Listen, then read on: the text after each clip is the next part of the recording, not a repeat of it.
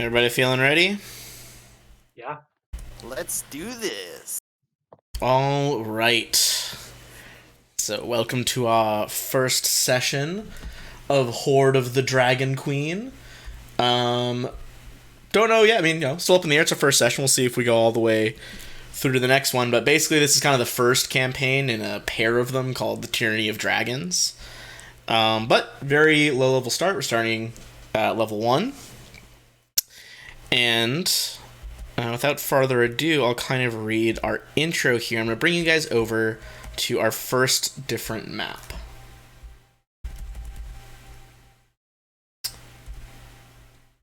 This is the city of Greenest. Or Greenest.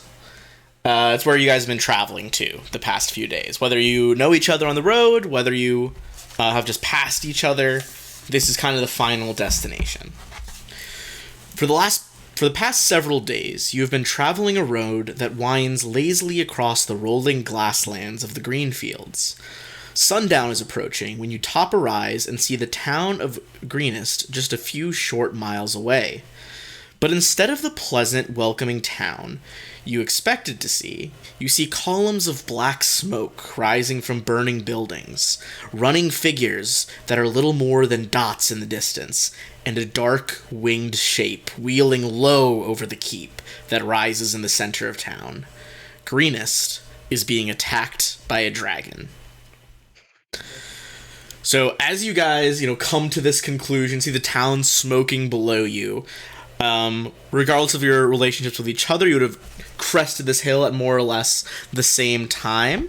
And we'll just kind of go down the order I have on the first map, just because that's what I'm looking at now.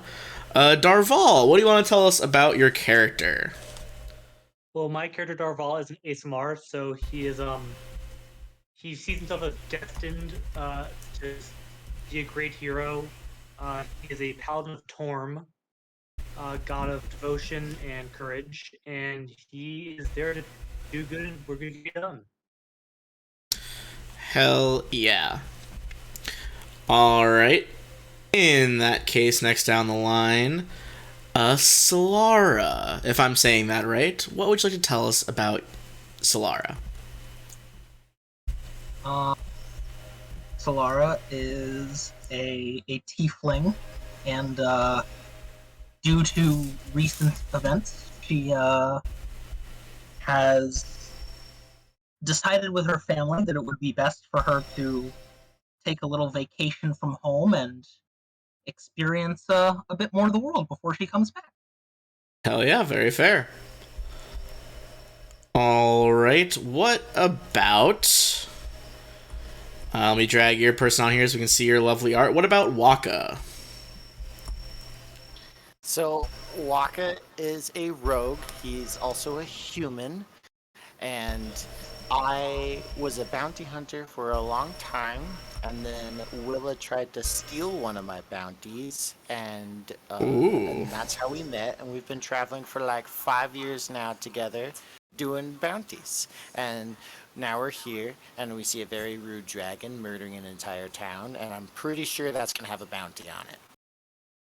Yeah, could have some gold in the works there. Yes. Alright, well, a bit of a kind of tied the intro into you as well. But Willa, why don't you tell us about your character? Oh, I just realized your aura didn't save. I'll go fix that. So I am an acrobatic dancer, and so so I dance and fly at the same time. And yeah, one of the people that came to my shows decided to steal from me, and kind of Waka and I ended up at the same moment, at the same time, dropping down on this person and just whomping him on the head. And yeah, he's a pretty cool guy. So then I showed up at his next bounty, and I think he was grateful for it. Nice. All right. And then if you're with us and can chime in, what about Ander? Hey, what's up? Hey, sorry for being late. No, it's okay, man. That stuff happens. Yeah. So So yeah, I'm a human druid that has a very not a faint accent. He has an accent because he's from very far away, and he's just been traveling around just to see the sights and decided to join this party in the adventures they go on. Nice. All right, so with all of our players introduced here, we kind of zoom back out so we can see the town at a bigger view for those who are watching. Before we do any role play there, let's do our first roll of the game. Let's start off with a perception roll as you look down into the town of Greenest.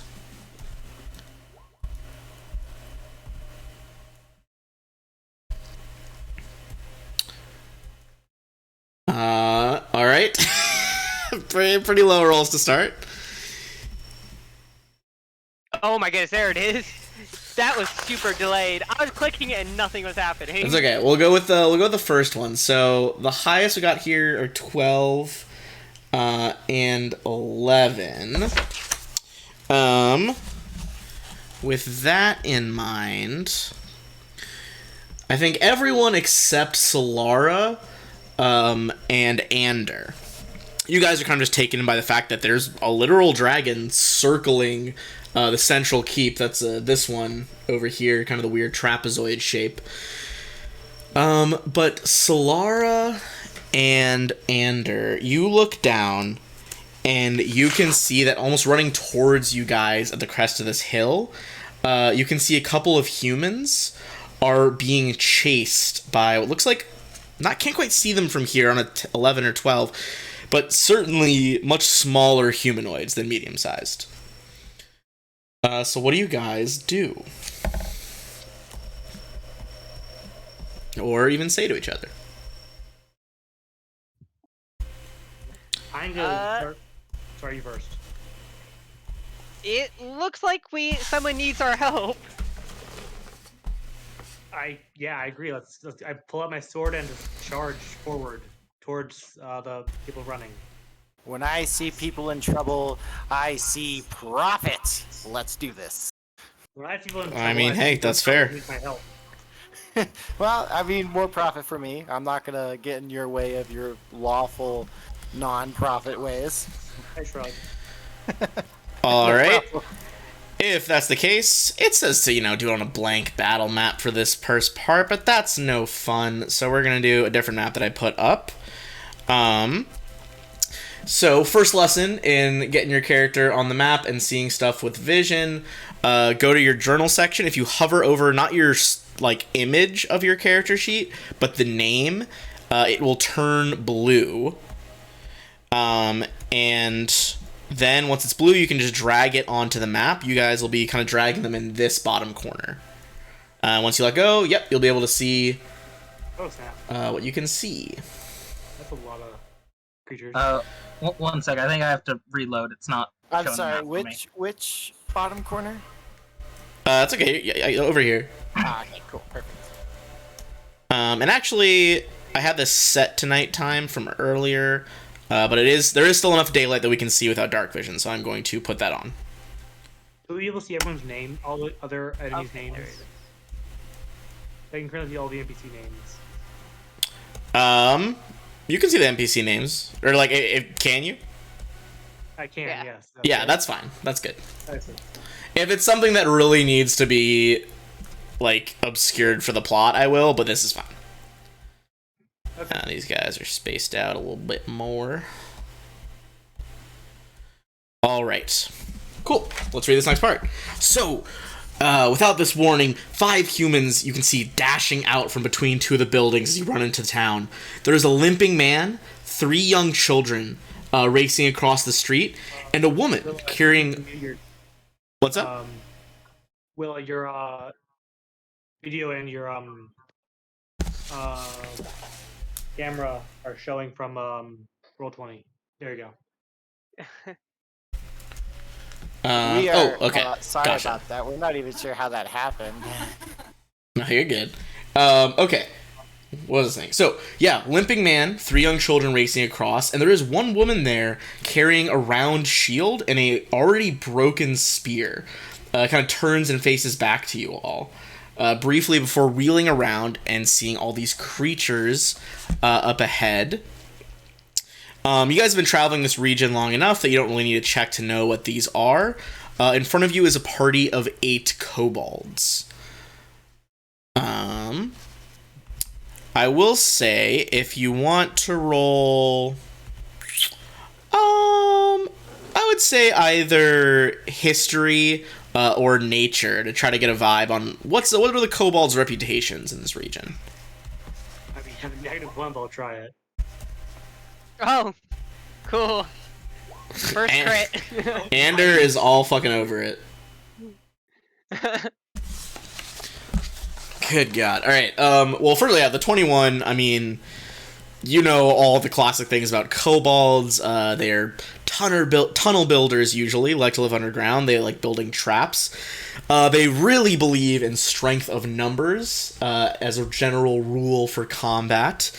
They pretty much have a reputation of being rather craven when caught on their own, just pretty cowardly. They are known to worship either gods, dragon gods, or even just regular dragons by themselves. Many see themselves as descended from true dragons. There are often rumors of winged kobolds, although none of you would have ever seen one. But I'd say in a Nat 20, I think you know they're more than rumor. They do exist, you just haven't seen them here. I think the next highest with a 14 on history, I think Solara, you would get, just in general, that they are a bit cowardly when picked off individually, and that they do worship dragons. So, some of the same intel that Ander would get, but not quite as much. Let's see, this guy would be a bit farther down. She's trying to protect him. As you guys kind of take this all in a heartbeat, the woman with the shield over here just kind of calls to you, "Come on, if you're gonna stand there, help! Get into it with us! We gotta save the children!" And presuming that you guys do, we are going to roll into initiative for the first time. So, if you want to click your token before you do this, then go to your sheet, and if you click the initiative button, if you have already selected your token, it will put you into the order automatically. For example, I'm selecting the woman with the shield right now, and she automatically gets rolled in at a 7. Let's get them kobolds in there too.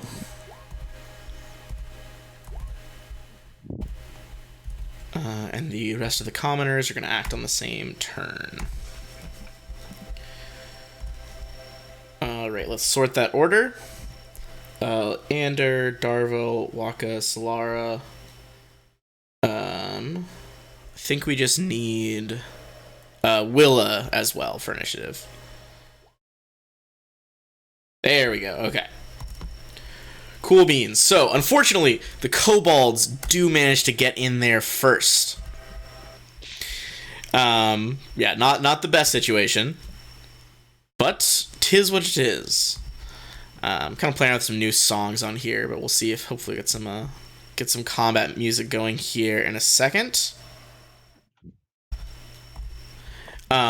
So, we have 8 kobolds up ahead of you. They are going to try to work in pretty much pairs here. The first few, though, are going to surround this woman that has called for your help. Some of the others are beginning to make their way towards the non-combatants. Someone is still popping off with fireworks outside. A couple days late, my guy. Well, with that in mind, though, most of our kobolds are close enough that they can just use one move, and then they are going to start attacking.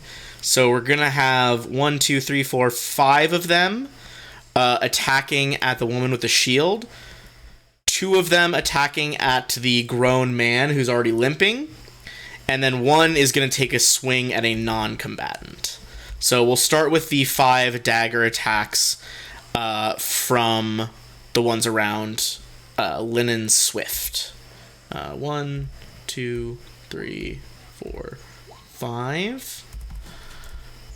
That is going to be a couple hits on her. You see she gets swarmed and knocked unconscious. So I'm going to subtract. That's pretty brutal. She's not actually dead with the X, but she goes down. I'm going to use... I realize I'm rolling on roll 20 right now, but I actually got some special dice for this, so I'm going to roll off camera. Okay, 2 for that guy. And then 1 more for the non-combatant. Thankfully, the child manages to scurry out of the way. This guy over here, the one that was limping, you hear he screams out the woman's name. He goes, "Linan, no!" But he gets stabbed again from a kobold on the side as they all kind of start chuckling maliciously. Does anyone here speak Draconic by any chance?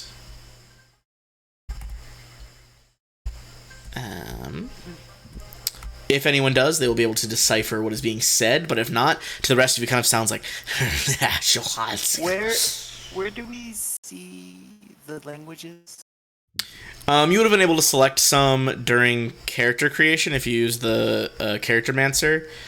If you did not, it's kind of based on what backgrounds you chose, but you should at least speak... We did pick languages, I just don't remember... I don't know where to find them to see which ones I picked. Bottom left of the core part of your sheet. Under all the skills, there'll be perceptions, tools, and at the very bottom is language. So, for instance, Ander knows Common, Sylvan, Elvish. But I don't know that anyone actually took Draconic. I don't remember if I gave Draconic to my wife. Yeah, it looks like you have Common and Thieves' Cant as well. So the moment you're not quite sure what they're saying, but that is their whole turn as they've moved in on this pack of civilians. Which brings us next to Ander. Alright. Ander is going to move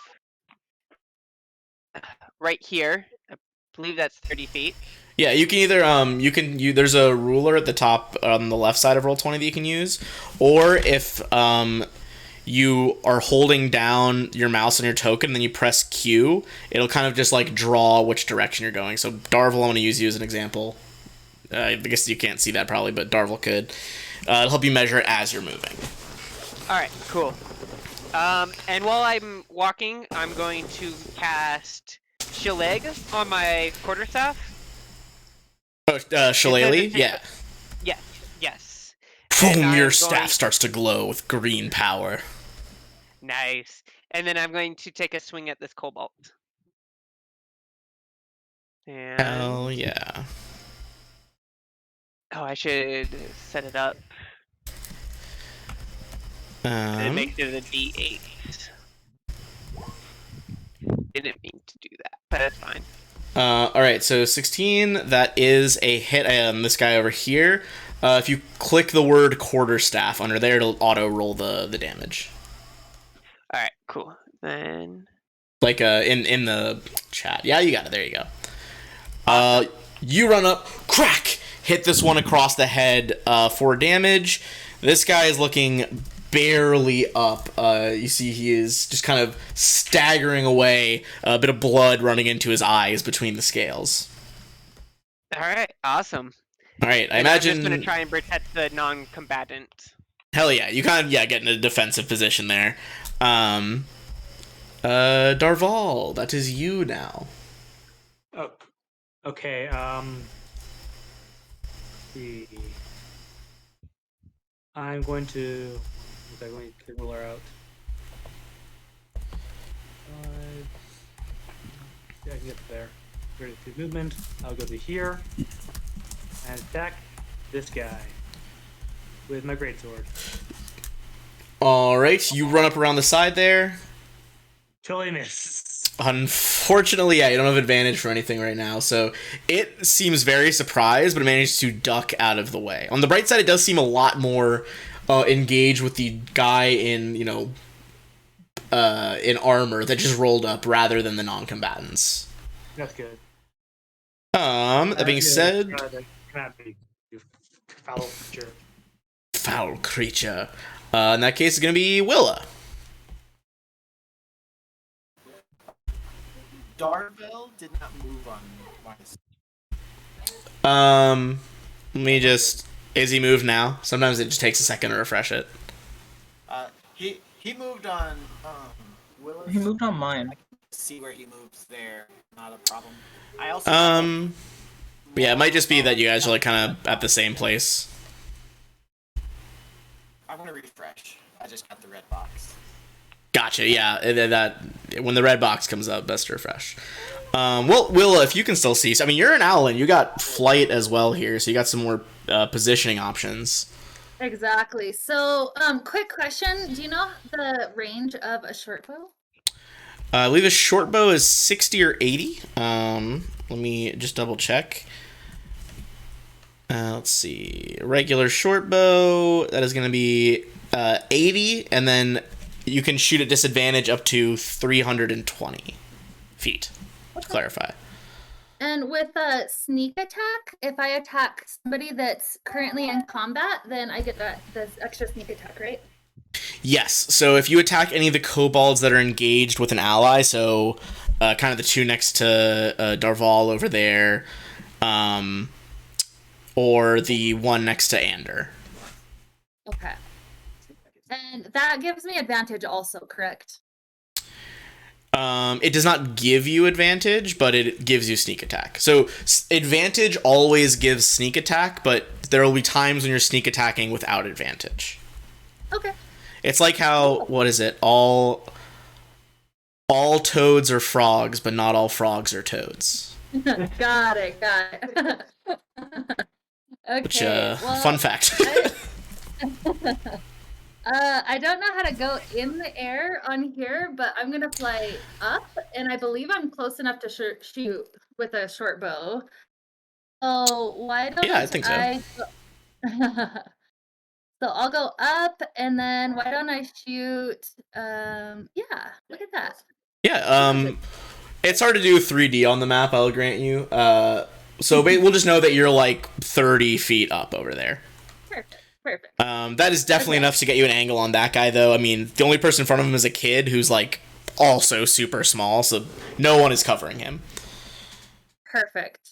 So let's go for that guy that you were just pointing out. Okay, yeah, go for it. Okay. So I just click the short bow thing. Yep. Click short bow. And highlight the sneak attack. Let me see. Click the short bow. Okay. Short bow. And then so that's it's crit. Oh snap. So if you click then click the word short bow under there, it'll double the damage. And then add the sneak as well, yeah. Okay, so it auto adds the sneak. So Okay. 8, and then another 7, so 15, almost triple what you needed as you just fly up and just unerringly straight through the eye, just thump, Kobold goes down next to Darvel. Doesn't even know it hit him. Just instantly done. Yeah, that's how you do it. That's a hell of an opening shot. I'm just gonna move the dead kobolds out of here. Okay. You're very welcome. I do some fun little like acrobatic dance move or something. Oh yeah, for sure. You do some moves as a free action over there. I give you a Christian dog. Absolutely. All right. So now it's my turn. It is your turn indeed. Yes. All right. I am gonna go there, and then I'm gonna stab that one. Sorry, my character. All right.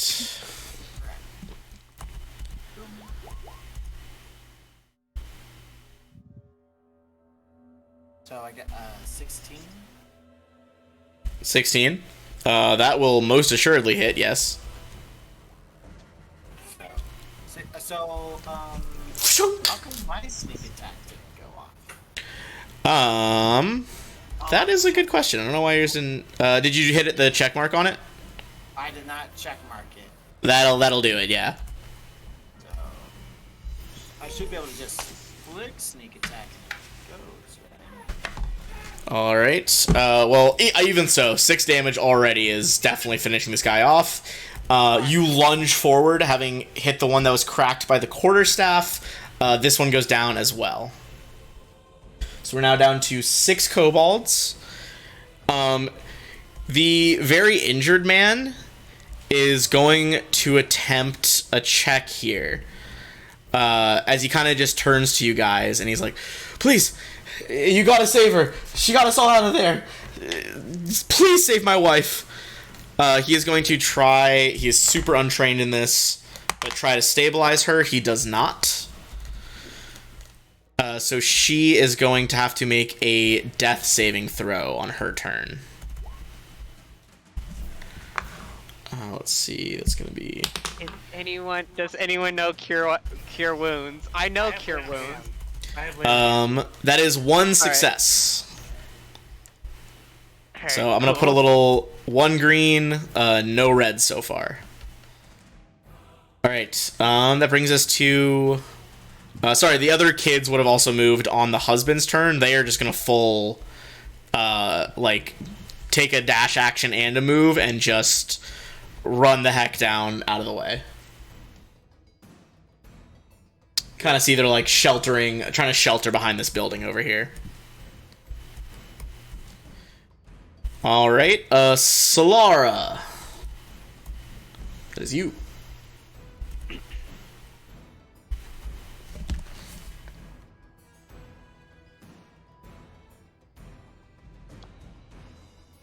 You're muted if you're talking. Thank you. Happens to the best of us. You're good. Yeah, that's 30. And that is not quite in range to attack, so I will cast Ray of Frost. Oh, okay. On the closest kobold. You run up, you see ice and frost crackle over your fingertips as you thump. Bolt goes forward. 12 actually does hit. So go ahead and roll damage on that. It auto does the crit just because of it did that, but it is 7 damage. You freeze the kobold's chest. He falls down. There's a loud crack of ice, and he moves no more.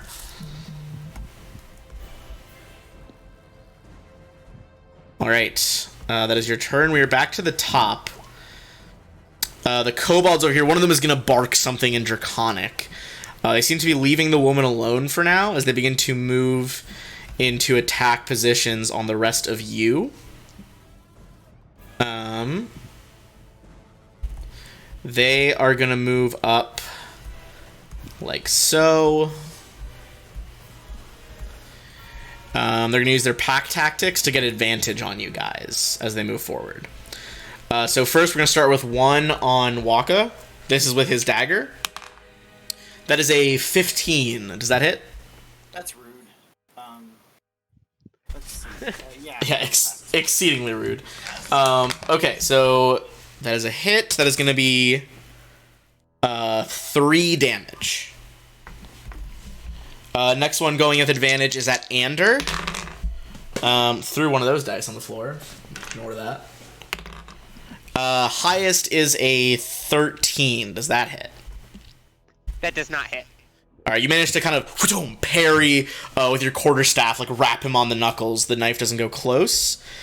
Next, we are going to have 2 at advantage on Darval and 2 on Solara. So start with first attack. 2 on each of us? 2 on Darval, 1 on Solara. Okay. First one, we'll do the Darval ones first. First one is a 16. That is my AC. Alright, that is going to be 2 damage, minimum damage there. Next one on you with advantage is going to be... it's going to be a 13. I assume that misses. That is, yeah. Alright, then it's going to be final one on Solara here at advantage. The higher of the 2 is a... 19. I assume that hits. Yeah. Okay, so, well, minimum damage as well. Solara, you also take 2 damage. Okay. You kind of see it looks like they're like wildly swinging daggers as they like look up, trying to figure out where they're gonna get sniped from next. But that is all our remaining kobolds. So Ander, that is you. While I look for this D20, I just yeeted on the floor. Okay. There it is. I kind of shout out like, I'm gonna try and deal this cobalt before I can heal Swift. That's true. Fight the kobolds first, though. If Yeah. you just ask me, I say just run over and grab the opportunity and just do cobalt. As long as you will provoke an attack of opportunity from this guy if you try to go over there, because you'll be leaving his area. Which one? The left one. So basically, you'll still be in reach of the right kobold, so you don't trigger his, but you would leave the left one's reach if you were to run over to Linen Swift. I'll take the risk. Okay. I'm gonna move here. All right, he's gonna take a stab at you as you run by. Would have missed without advantage, but it is going to be a 17 to hit. That does Is hit. there a 5-foot step in 5e? There is not a 5-foot step in 5e. There's the disengage action, which lets you run away, but that's like your whole. You know, you'd be using your whole action essentially. Yeah. With that in mind, you were going to take 4 damage to Ander, but now you are up on the townsfolk that is down. Alright, then I'm gonna run over and cast Cure Wounds. And there we go. Nice. Nice. Okay. Clearly even more healed than she was at the beginning of the fight. Miss Swift takes a deep breath as she goes back to full and is saved. Nice. So that's gonna. Much better than I would have done. She kind of looks around wildly, looks at her broken spear, sees her husband over here has like 1 health basically, and she's just like, "Thank you. I'll thank you properly once we drive them all off." Got it. Darval, that is you. You got 3 of them on you right now. Which was it? This one's taking damage, right? None of the ones in front of you taking damage. That one took a ray of frost. So then we killed that one, right? Yeah, all the ones that were hit on your side just like got insta-killed basically. Yeah, right. I'll attack the one right here. Top. Okay, yeah, top left one, go for it. Great sword.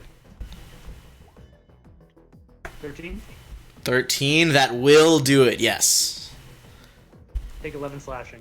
Oh, yeah, brutal. You step forward, kind of frustrated that initial swipe, and just behead the one over here. The 2 villagers, like, the kids are already hiding. The 2 villagers that are left here just stare on in fucking awe. Then I'm gonna move over to here.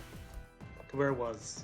Alright, yeah, you're still in both the reaches. That is no attacks opportunity, which brings us to Willa, up in the skies. What is your move? Okay, I am going to attack the one directly in front of Waka. Alright. Yeah, you were still high enough, you kind of get the shot over. In on this guy. 13 will do it, yes. So this will be with sneak attack as well. Okay. Oh, yeah, another 1-hit, 1-kill. Waka, you hear a whiz of air kind of splits the hairs on your head as the familiar, you know, however Willa designs her arrow shafts, thunks into the one in front of you. That's right. I do another cool little fun dancing twirly thing up here. Hell yeah, okay. That is going to be Waka. The remaining 3 kobolds are looking distinctly nervous. They should be. I am just very used to, you know, the Owlin's arrows just flying above and kill. So I'm gonna go for this one.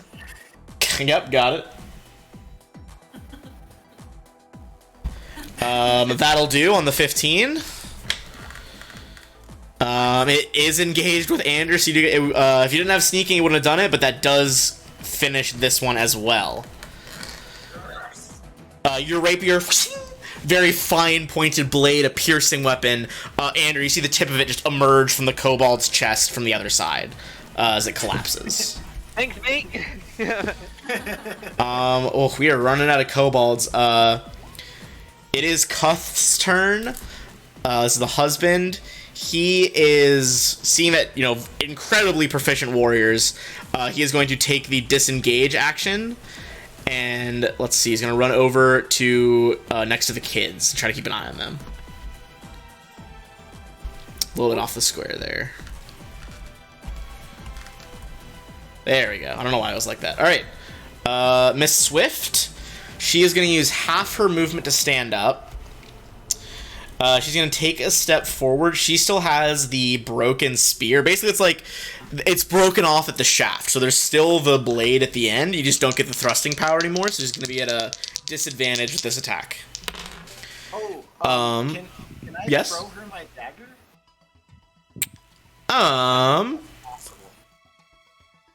I would say if you wanted to use your kind of reaction on your turn to do that, I would say you would need to do... We'll call it a sleight of hand check as you try to toss the dagger. So a 14? That'll do it. I'm just going to roll to see if she gets it. She kind of just barely kind of fumbles it out of the air, but this time this means her attack will not be at disadvantage as she goes in with the dagger. That'll be a hit. Would have missed with disadvantage, but no longer matters. She's not the strongest combatant. She leaves that kobold looking bloodied, which for those who haven't played with me before, it's kind of a holdover from 4th edition, which, thank God something good came out of 4th edition. Not a big fan. But basically, if I tell you it's bloodied, they're at about half health. Although you can kind of see from the aura, half health will be about when it starts going orange for enemies. With that in mind, Solara, that is you. Okay. Solara will move here and attack the kobold that is uninjured. The uninjured one? Yes. Okay. With her great axe. Nice. You run up with the axe. Boom, bring it down in a huge overhead swing. Go ahead and roll damage on that. That's absolutely a hit with a 21. Just kind of catch it right at the clavicle, the fucking neck bone right there, and just boom, right between the shoulder and the neck. This one goes down. All right, that leaves one left. He is going to he's going to take the disengage action here and try and start running off around into the nearby alleyway. It's about as far as he can get on that disengage, which brings us to Ander. How far away is that? Alright. How did I do the ruler again?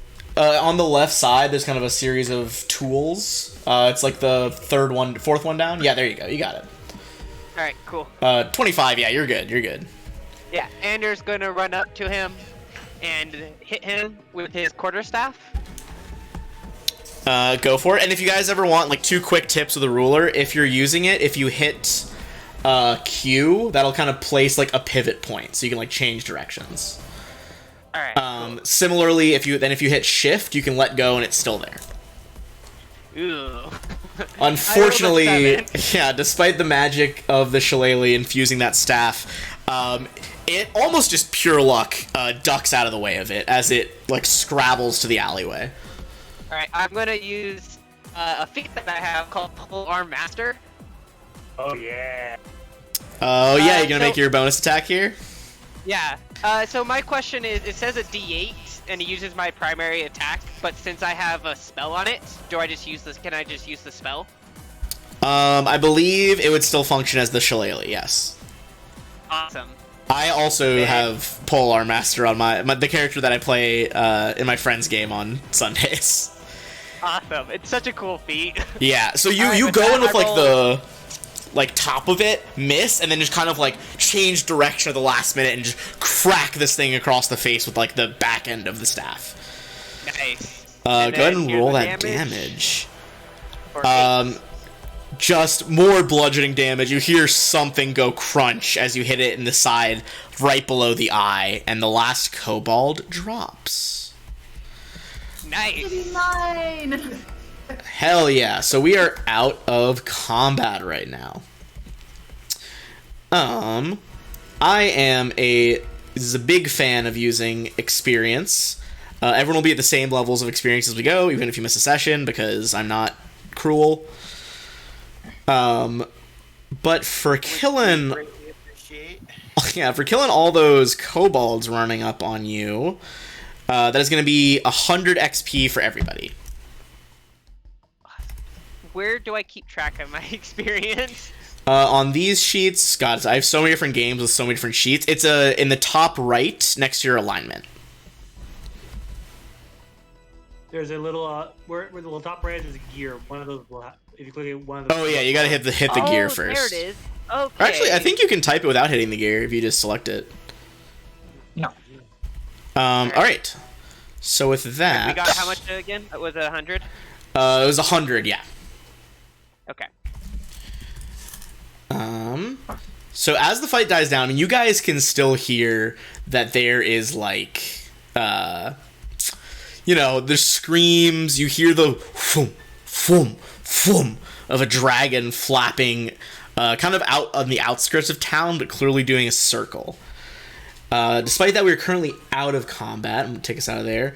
You see the kids and the husband jog up here. The woman here kind of turns to you all. She's like, I don't know where you all came from, but I'm glad you arrived when you did. The name's Lennon Swift. Nice to meet you, mate. And he kind of just, my character kind of goes over and just puts his hand around her shoulder. You see that she, you kind of feel that she is like trembling with probably a mix of adrenaline and fear.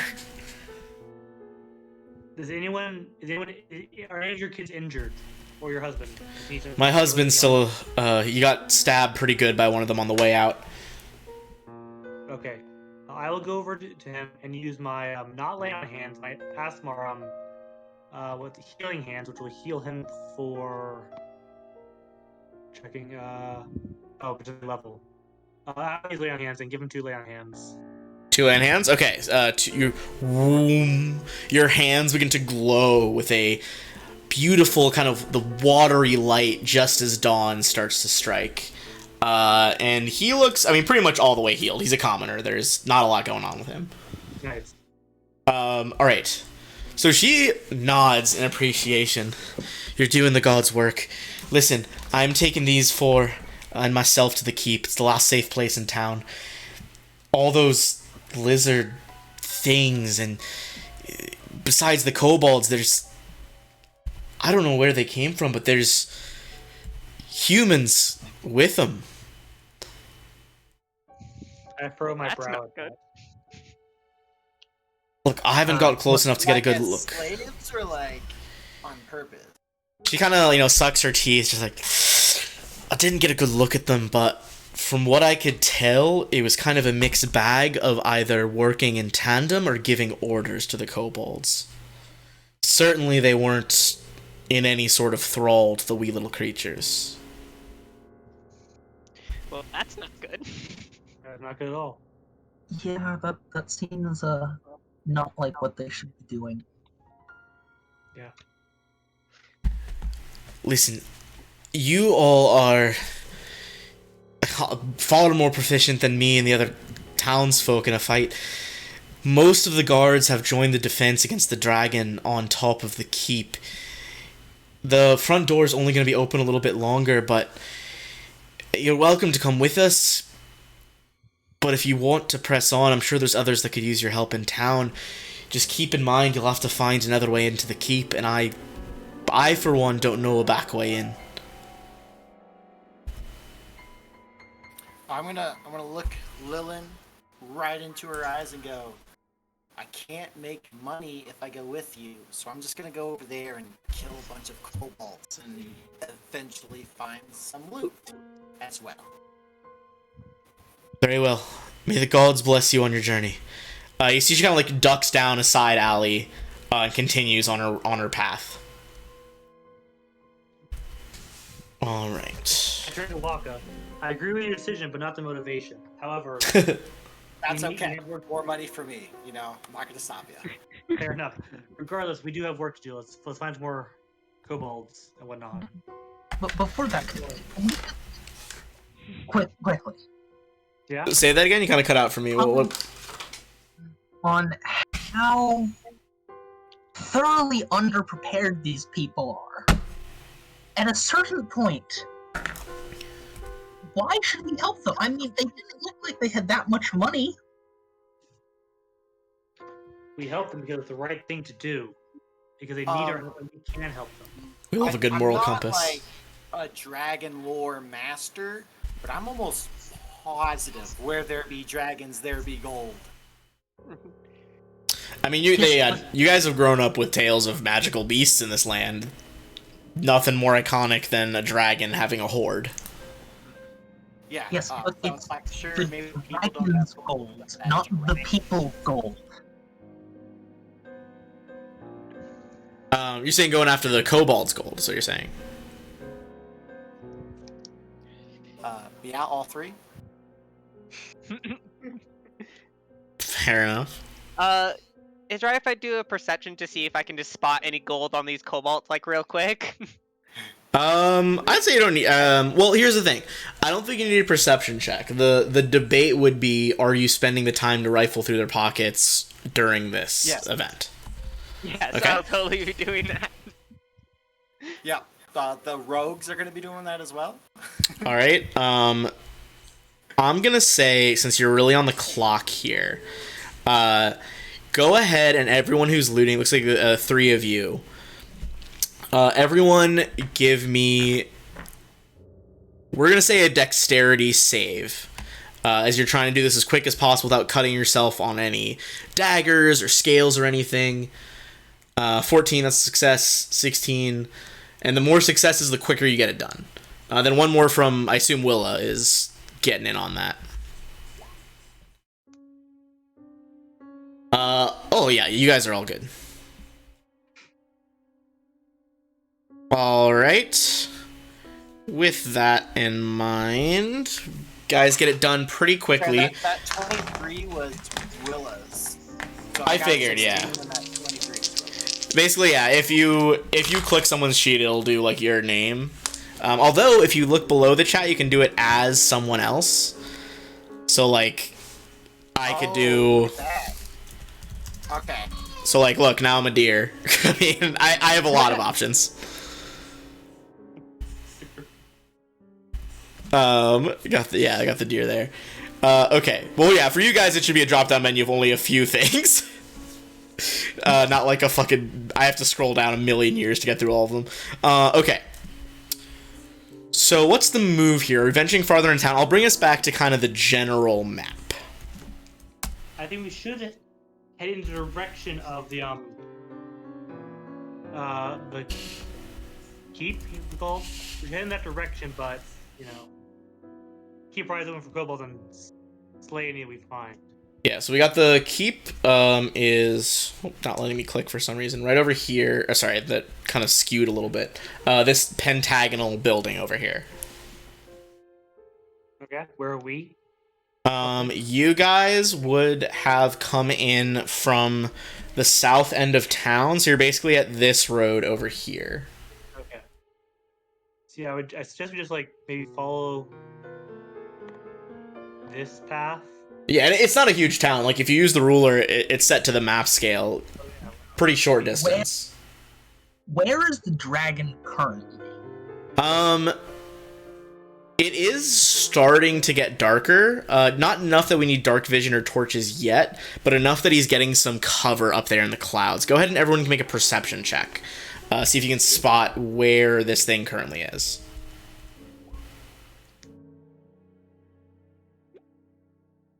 A 15 and a 16, those two will do it. You guys see that the dragon is kind of swooping. I'll put him on the map layer now. He's swooping low over the river, kind of circling around to get his bearings before going in for another strike.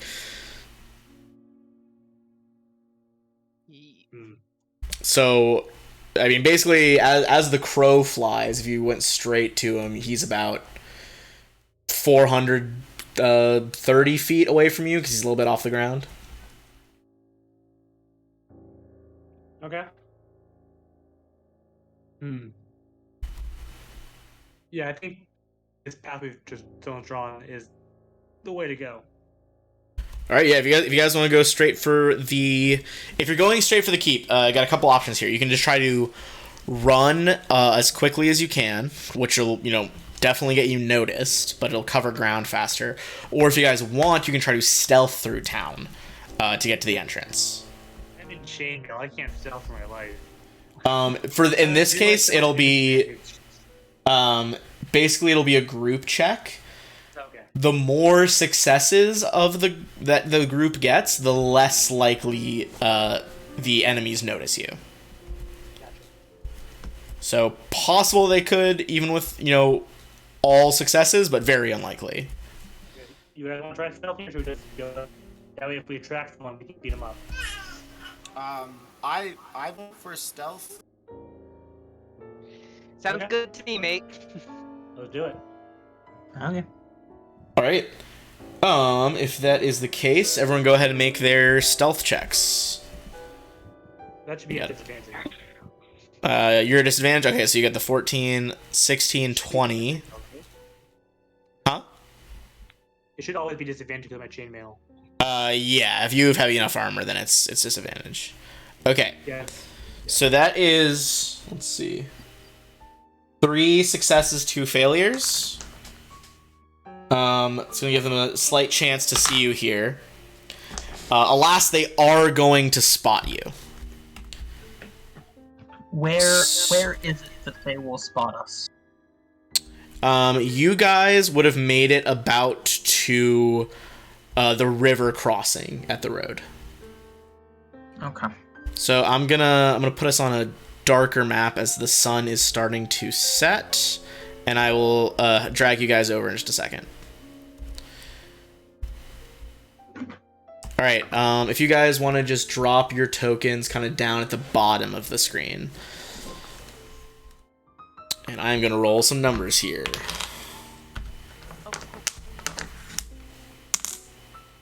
Okay.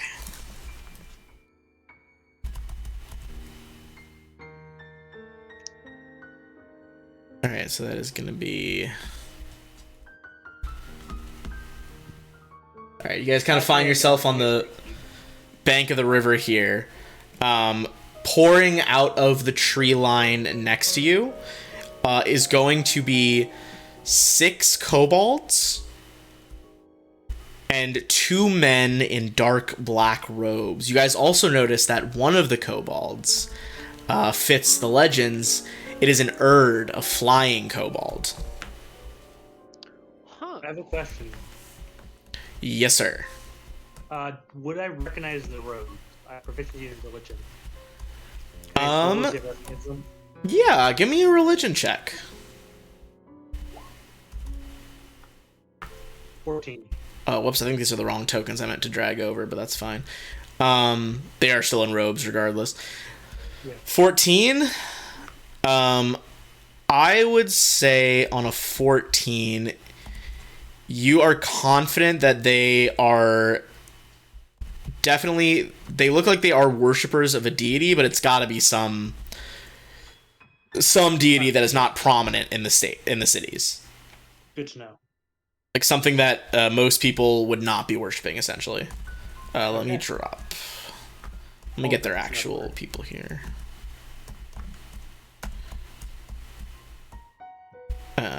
Sorry, I got too many tokens hidden from you guys. There we go. So I'm gonna get rid of those first 2. They did hear you. I'm gonna mark the one that can fly, so you guys are able to tell. He is the one with the little angel wing over here. They're kind of very, like, not really a formation, just kind of loosely pouring out of the woods. So, give me a second. I'm going to clear our order from the last map. Everybody go ahead and click your token and roll into initiative.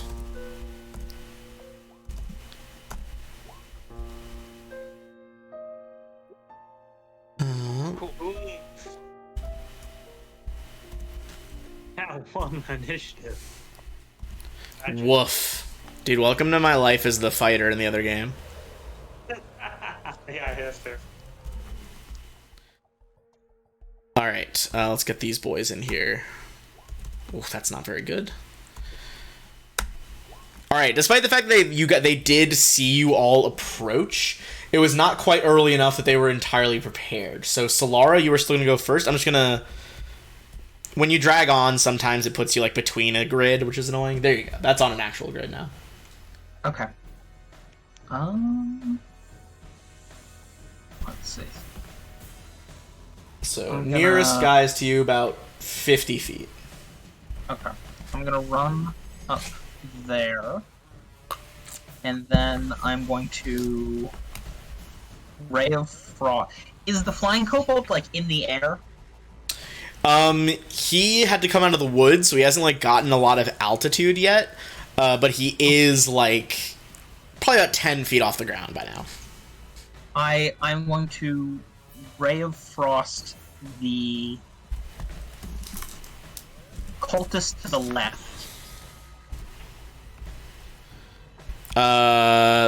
This guy over here? Go for it. Yeah. Okay.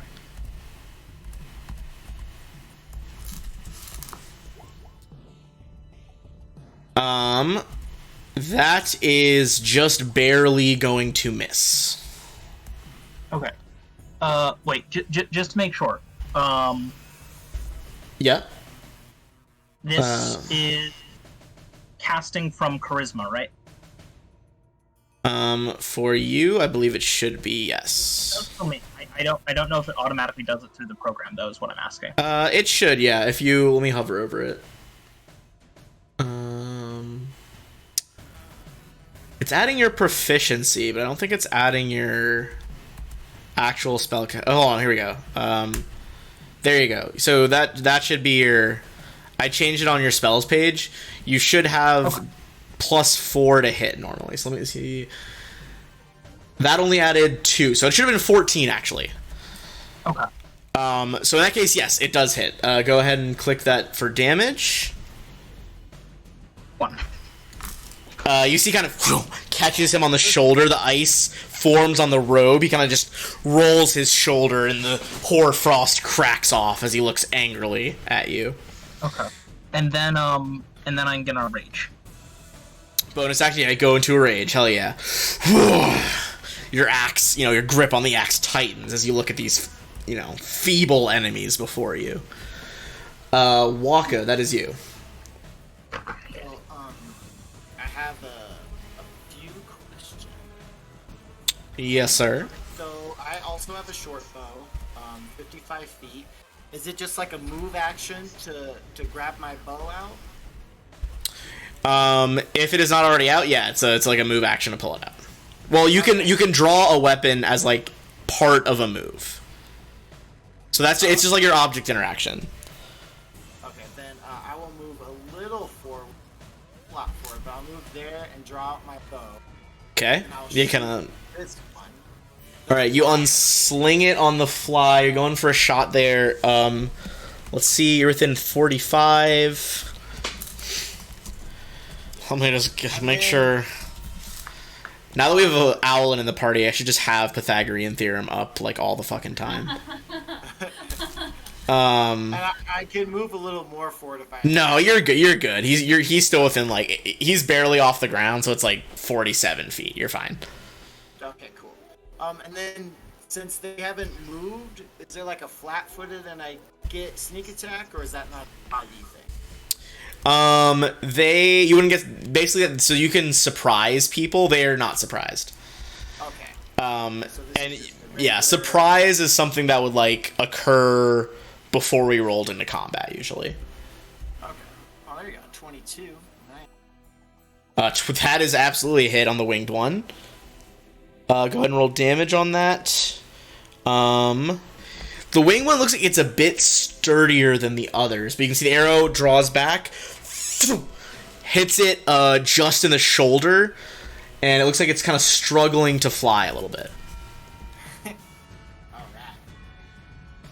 Alright.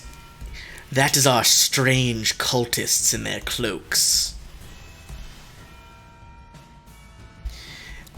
You see they kind of glance at each other and start moving around to just like be on opposite sides of Solara to prevent like a confusing front. Not really any flanking in this. Some people play with flanking is oh damn, okay. So I'll get to that in the second chat because chat's already doing some stuff for you guys. Yeah, there's no actual flanking in this, really. No, some people give you advantage for it. I'm not a huge fan of it because it just breaks rogues, is what I have learned to my folly. Shout out to DJ in the chat. He spent some points, so everyone has 1 inspiration right now. Nice. So the way, inspiration works, if you want to, you can re-roll a d20. If it's already been rolled, the inspiration is kind of like you gotta take the new one. I usually play it that if you want to like call that you're using it beforehand, you can get advantage with it. If that makes sense. Like if it's like an after the fact, like I'm trying to fix this, you gotta take the new result. If it's before the fact, you roll with advantage. Okay, so if I wanted to re-roll that 22 because I was a psycho, then I could. Then you could, yes, you could with an inspiration. But nice. That would be a truly wild decision. Right. Well, unfortunately, the cultists don't have inspiration, so they're going to move in and make some regular attacks on Solara here. Solara, what's your AC again? 14. 14. That's going to be a hit and a miss. You are raging right now, though, so you will have this slashing damage. So the damage itself is 7, but you're going to have it to 3. You guys see what looks like a rather brutal cut as these guys draw scimitars, and Solara just kind of she sakes it off. It's fucking nothing. Willa, that was both of our cultist turns. It's all your go now. Okay, I am jumping up in the air, going a little closer.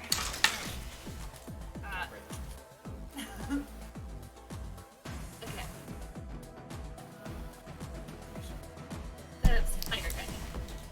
Alright. Hopping into the air, you see the other kobold, the Erd, the flying one, just kind of looks confused, shouts something angrily and draconic. Seems offended that you would fly. And I think you're well within 60 there. Yeah, you're good. It's 50 feet. Unfortunately, that will miss. If you want, you can use the inspiration to reroll it, or save it for later, your call. Totally gonna reroll. Alright, hell yeah, go for it.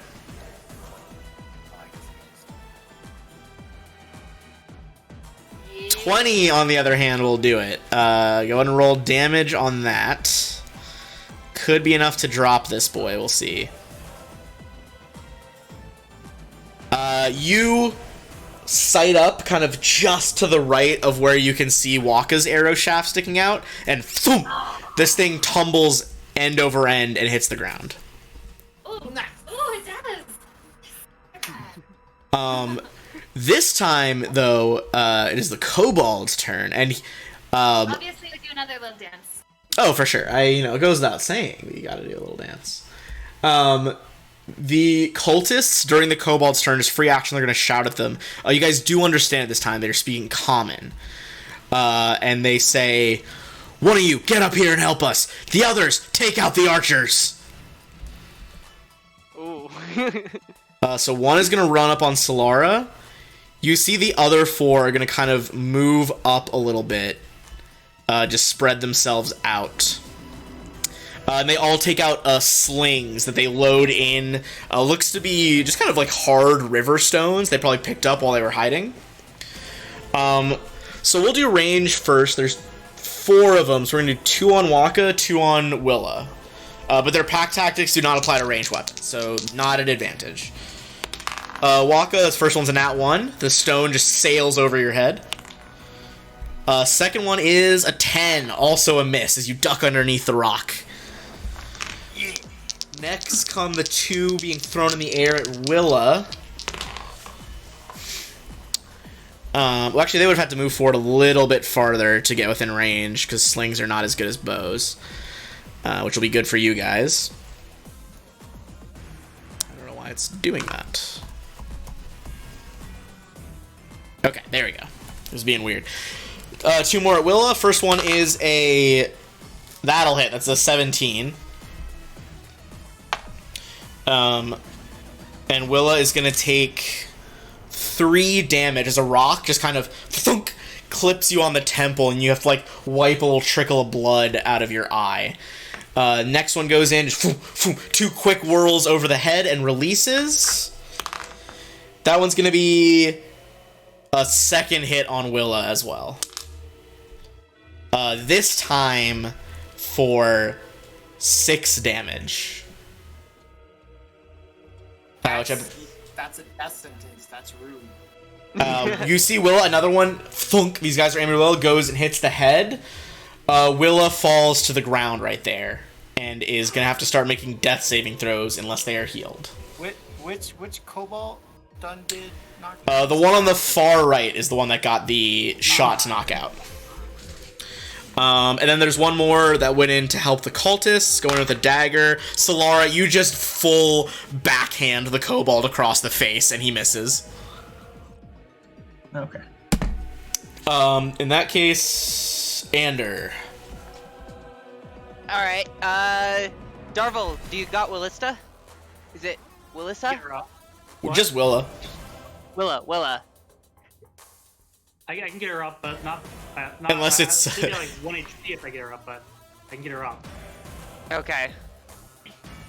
I can help her, but it would be my last slot. Let's save your last slot for later. Okay. Then instead, I'm gonna move here on the cultists. And while I'm walking over there, I'm gonna cast Shillelagh. Twirl your staff over your head as it begins to let out a faint greenish glow. Awesome. And then I'm gonna hit the cultist that's in front of me. Go for it. Swing that thing. He does manage to get his scimitar up, and with the flat of the blade, parries the staff. Alright. With that, my feet will go off, and I'm going to... He forgets about the other end. And Yeah, I'm gonna try to bonus kill with action, that. hell yeah. Wild to have a bonus action at level 1. Wait, 13. That will hit. Wait, I already cast my spell, so I can't get that. Oh, back. yeah. The Shillelagh is a bonus action. So you can't do both this turn. Dang it. Alright, well, I try. Forgot about Shillelagh, yeah. That brings us to Darvel. Walk Or here. Darvale? What is it? Sorry, I don't want to get it wrong. Darval, like Val. Darval, like Valorant. Okay, Darval. And Got I'm it. gonna use. I'm gonna put 2 land hands into Willa. Get her up, but actually just one. Get her up at 1 health. Okay, you are automatically up at 1 HP, Willow. The difference between 1 and 2 is negligible. I'll save my hands for later. I'm sorry. How much did you heal? It's just a lay on hands, so 1 HP.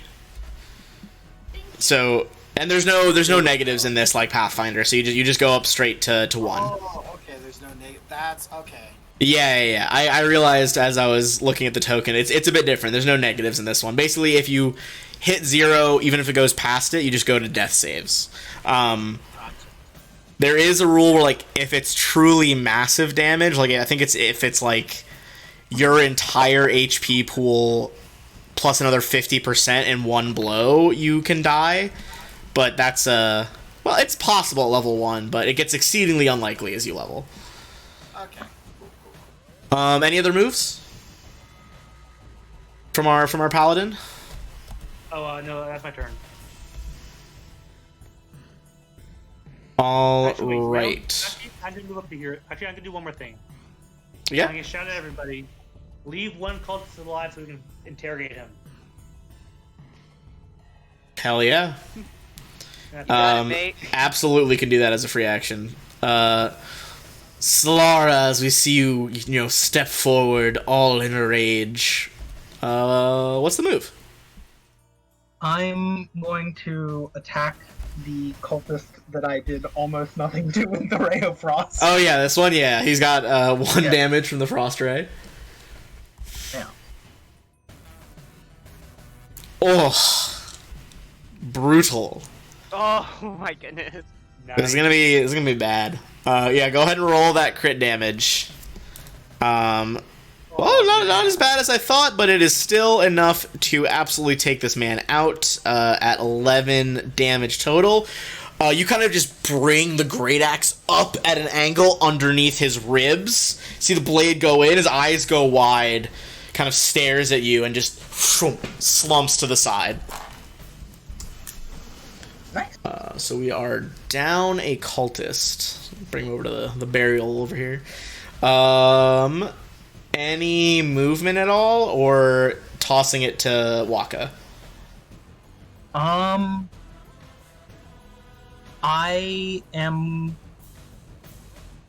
stay where I am. Okay. In that case, Waka, it is you. I would like to look Darva directly into the eyes and go, "Thank you very much." And then I'm gonna fill this little crappy cobalt full of arrows. Hell yeah, go for your shot. Ah, Ooh, unfortunately, anger causes your hand to shake. I would like to use my glorious dice extra roll. Yeah, go for it. 12 is exactly a Kobold's AC, so that does actually work. Nice. Just immediately going in with all the inspirations, no hesitation. I love it.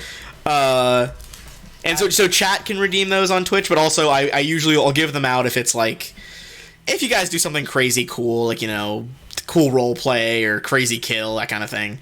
But it doesn't have the crit damage, but 7 is enough. You take out the one that knocked Willa out with just a thump right between the eyes.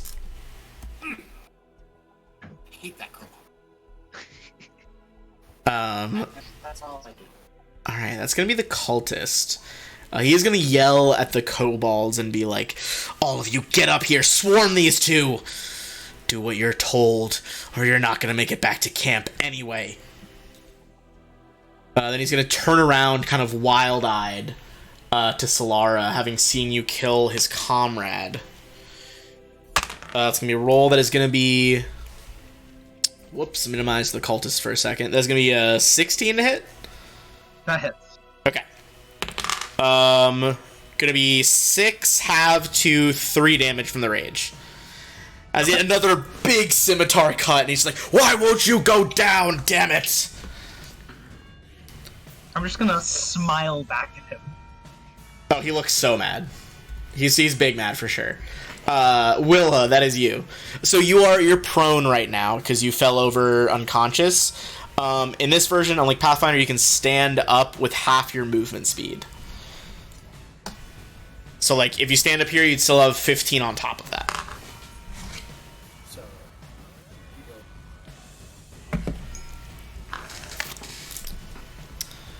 But I will say, if you're shooting a bow, you do need to be standing. Yeah.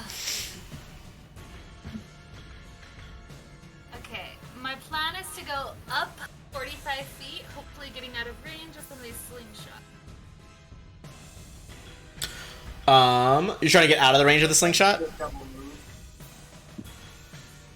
move. Did you say you're trying to get out of range of the slingshots? Yes. I would say give me a perception check. See if you can kind of hone in on how far they chucked that last barrage to see where you're safe. You think they have an effective range of 30 feet? They can still throw past that, it's just a disadvantage. So basically, anything past like this line would be disadvantage for them. Oh, are you counting Pythagorean theorem or no? Like, so if I go up, that's more than 30. I guess up and down. Yeah, it would. I think only up a couple of feet wouldn't change it too much, but yeah. So if you fly, kind of flying up at an angle to this square is what you're saying. Yeah, you'd probably be like. Yeah. Basically, they'd be at like 47 instead of 40 or something. Okay. So can she move? So it's a half movement to stand. Then she could kind of maybe just hover slightly above over there. To go over Yeah, it. you can still do the 15 feet back there, Okay. and then you still have your action after that. Is there somebody that's thinking? Yeah. So cult. Cobalt. So that way. Yeah. Let's Go ahead. What were you saying? All right. So. You should. Yeah, I'm gonna do that. So the scoot back, hover a little bit, shoot at the colt with my, including my sneak attack. Okay. Go ahead and shoot at the kobold or the cultist. Never mind. It does not work on an one. You kind of stumble. Yeah. No dancing as you stumble to your feet and kind of flitter a little bit back, holding those injuries. Sad little blue. All right, that is the kobolds. They did. Are any of them going to ignore his orders? No, they're not. Okay. They are going to start moving in to use pack tactics. So let's see. 15, 20, 10 feet, 15 feet. Two of them are going to attack with a dagger at advantage on Ander, and two are going to attack with advantage on Solara. So Ander first. First one with advantage is a 18. That hits. That's going to be 4 damage. Alright. Next one is, I shit you not, double nat ones, even with advantage. Jesus fuck. This guy full just drops his knife on the double nat ones. The cultist looks mad. He's, what are you doing? Pick it back up, you idiot! Next are the 2 with advantage on Solara, top guy. Highest one is a 16, I believe that hits. Yep. That is going to be 4 halved to 2. Okay. And then bottom guy going in, that is 13 is the higher one, so that is also a miss. Yeah. Okay, so that's the kobolds swarming over you guys. Ander. Alright. Trying to do what I did previously. I'm gonna hit the kobolds in front of me. Okay. 21. Yeah, that'll do. That'll definitely hit him. 8 damage. This time, it's more of like you just jab him with the butt of the quarterstaff, and you hear ribs crack. That one goes down. Nice. And then with that, I'm going to take the back half of my staff and hit the other one, the one that dropped the dagger. Yeah, you haven't used your bonus action yet. Go for it. That was a 9 value unfortunately, inspiration. Do you want to use your inspiration? Do you have an inspiration left? I can't remember who used them, honestly. Everyone used them so fast. I haven't used it yet. Okay, yeah, you can use it if you want. Alright. Oh! Hell of an inspiration. Hell yeah. Go ahead and get that double damage. You jab the first guy, then you bring the butt of the quarterstaff up, and you kind of fake him out. Like he thinks you're gonna hit his knife away from him, so he bends down even lower, and you just crack him across the jaw. He's done. Nice. Good God, hell of a reroll there. Okay, that is Darval, sorry, Darval, like Valorant. I'm gonna move here. Question. Yes, sir. Can I hit this guy non-lethally? Yes, so non-lethal in 5e is you just declare that it's non-lethal. If not lethal, I'm trying to knock him out. Yeah, it's a lot less complicated than other systems. That'll hit. You guys see Darval just walk up, cultist is looking at Solara, and you see him just take the pummel of his greatsword and just thunk right on the soft spot back of the head. He crumples unconscious. So he is down. Nice. That is Solara. Top of the order again. All that is left in the fight are 2 regular kobolds. All right. I will go for the one that is on the top of the cultist. Okay, one north of the cultist. Go for it. That'll hit. 6, then 2 from rage. Your great axe just cleaves just between 2 rib. I almost said rib blades. That's not a fucking thing. Rib bones. As this one goes down as well. Kobolds, annoying in packs, not a lot of health. All right. In that case, it is Waka. So, to switch from my bow to my rapier, can I do that while moving? So basically, you can either stow or draw something during a turn. You can't do both. So, but what you could do, which I do this a lot for my fighter that I play, where if I need to draw a new weapon, I'll just you can just throw it on the ground as like a free action, and then use your once per turn draw to get the new weapon. Okay, I want to do that. I'm going to drop my bow, I'll move up, draw my rapier, could do more damage. Yeah, it's just with, the obvious risk of, like, if someone takes it, basically. 12 will do it exactly for kobolds. Go ahead and roll that damage, and this is with sneak as well. Yes. Again, with that, like, needle-fine rapier, the blade just protrudes from the front of his throat for a second as the last kobold goes down. We are out of combat, and you have the unconscious man with you. All right. Cool. What are you guys doing? We're out of combat now. No immediate danger. You have this prisoner. I'll bring us back to like the town map. The rogues are going to be looting the unconscious bodies. Paladin does his weird knot. Okay. I'm just gonna not cut off, but crush whatever hand he used to hold the scimitar, so he won't be able to do that again. So are you trying to like break his fingers, basically?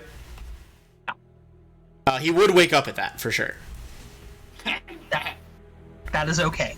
All right, so I'll say, yeah. I mean, he's unconscious. You do that. He kind of jolts awake, and I'm just using Darval to kind of mark your guys' position. You're basically on this side of the small river in front of you, but pretty close to the keep. I mean, if you ran across open ground, you're very close to the keep. He kind of shuffles back, like trying to, crawl backwards while only using one arm and 2 feet as he clutches the injured one to his chest. I'm gonna pull out my sword and just prod him in the back. He freezes. Yeah, he freezes up. But he's not. You? And what do you want? Kind of looks up at all of you. Looks like all the dead kobolds around. You can still walk I would away just from talk, this. mate. You can still walk away from this with your life. Tell us what I want to know. Give me a persuasion check. Oh yeah, I'm good at that. No, I'm not. He kind of spits on the ground at your feet. Just grins. He has like a bit of blood in his teeth as you knocked him out pretty hard. He's like, I'm not gonna say nothing. I would like to pick his spit up and shove it back in his mouth and go, that was really rude, sir. What do you mean? Like pick up the dirt where it landed? Yeah. The mud dirt that he could just, go ahead and give me an attack roll at disadvantage. So it'll be your weapon, but we'll go with the lower number. Okay. Yeah, he gets some fucking dirt in his mouth. I would say, yeah, that's pretty intimidating. Go ahead and give an intimidate check then, in that case. Oh, I'm terrible at that. 6. Yes. No matter what. He's just like, torture me all you want, I'm not gonna say nothing. He just like reiterates what he already said. I hold my hand up in front of Walker to like block Walker for a sec. I point to my holy symbol and say, "You know what this means. I will kill you if I have to, but I don't want to. This is your last chance. I won't let you hurt anyone else, though." I'd say give me one more persuasion to give it an advantage. Okay. Pretty compelling argument. Damn, okay, I mean, didn't even need advantage. He doesn't give a lot, but he says like, fine, you're gonna let me go if I tell you who I'm working for? Yes. I have a you have question. my word. Can we Yeah, what's the question? aid like we can in Pathfinder? Yes, you can take the help action. You just gotta, like, give me a rational reason as to how in each scenario. Like, it can't just be like, I help them cast that spell. It's like, okay, but, like, how? But with 21, you see kind of like, fine. Not that it's gonna do you any good.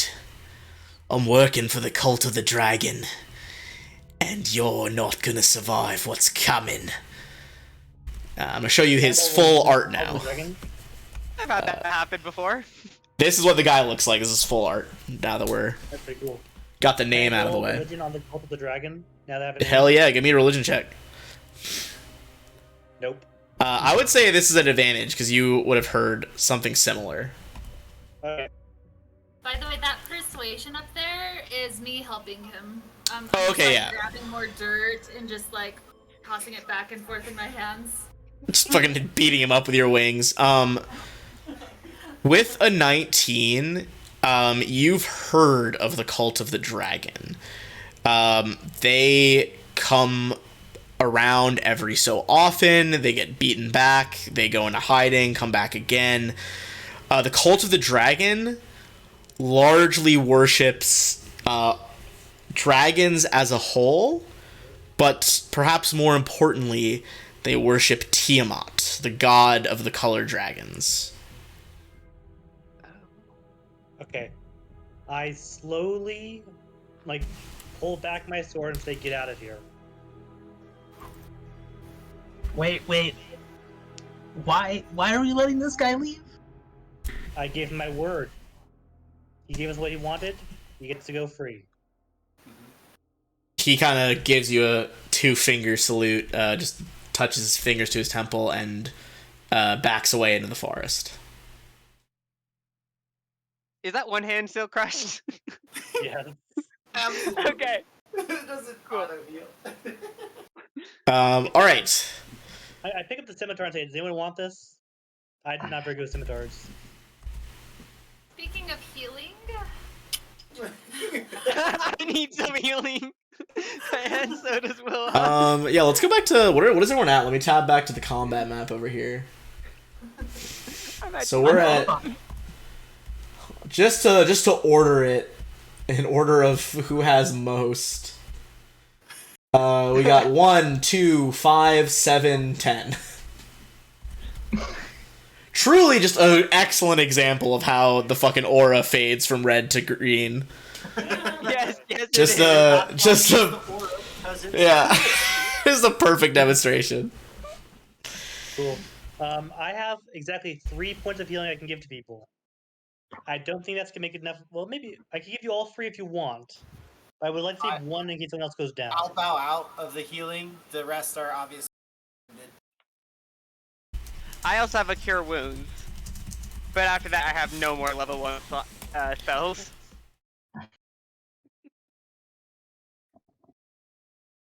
All right. I'm okay with casting it on myself. That or we can try and get a bigger healing on Willa. thank you. What are you at, Ander? You look pretty. How about I heal Ander? Ander heals Willa. Okay. I'm at 2, so I will heal you for 2. So I'll keep 1 healing point back in case we need it later. So Okay. Ander goes up to 4, and then go ahead and roll that heal spell for Willa. yeah. And for future reference, I think I said this in the chat before, but if you guys need like new spells or items, I gave this game. You guys should have access to the books that I own for the compendium, so you can just drag and drop shit onto your sheet. Thank you so much, I'm full. Cool. So, oh, nice, hell yeah, good rolls. All right. One more thing to ask. How much XP did we just get? Let me add that up really quick. So you guys got, let's see, there was 5 regular kobolds, a flying kobold, and 2 cultists. Just gotta double check what the cultists are worth here. Math. Okay, so it's gonna be...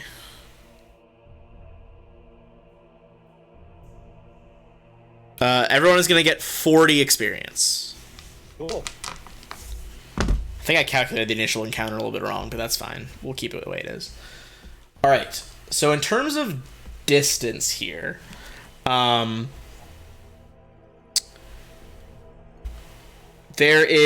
about straight line about 150 almost exactly to the keep. If you went along roads,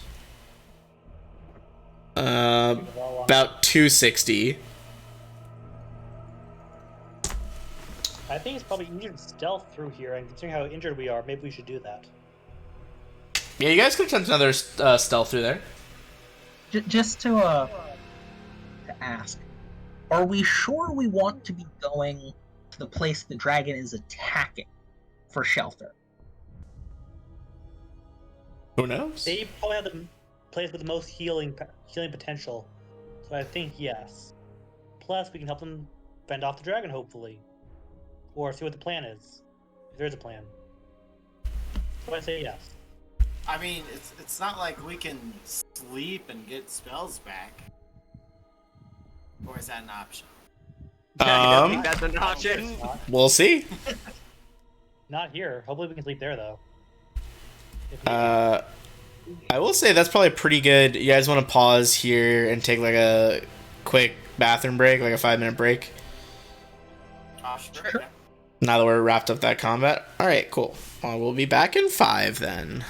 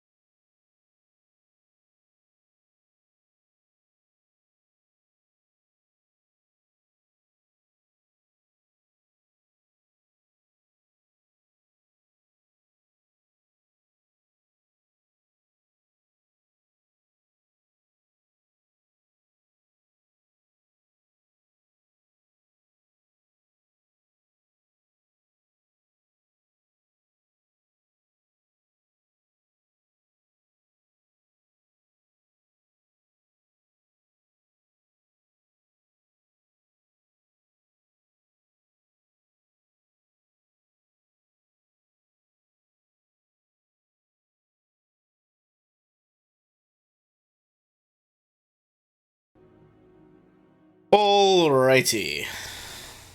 Let's remove that BRB thing. It like totally doesn't come across in stream, which is unfortunate, but I have like a dragon earring on one ear and a D20 on the other. Nice. I just needed someone to know that. Alright. Cool beans. So we got our healing done. What was kind of the consensus here? Are we going in hot, or are we trying to stealth across that field over there? I'm down for the stealth. Me too. Same. Yep, we'll also vote stealth. We'll all vote stealth. Alright. Same thing as last time. More successes the better, as we all roll stealth. Oof.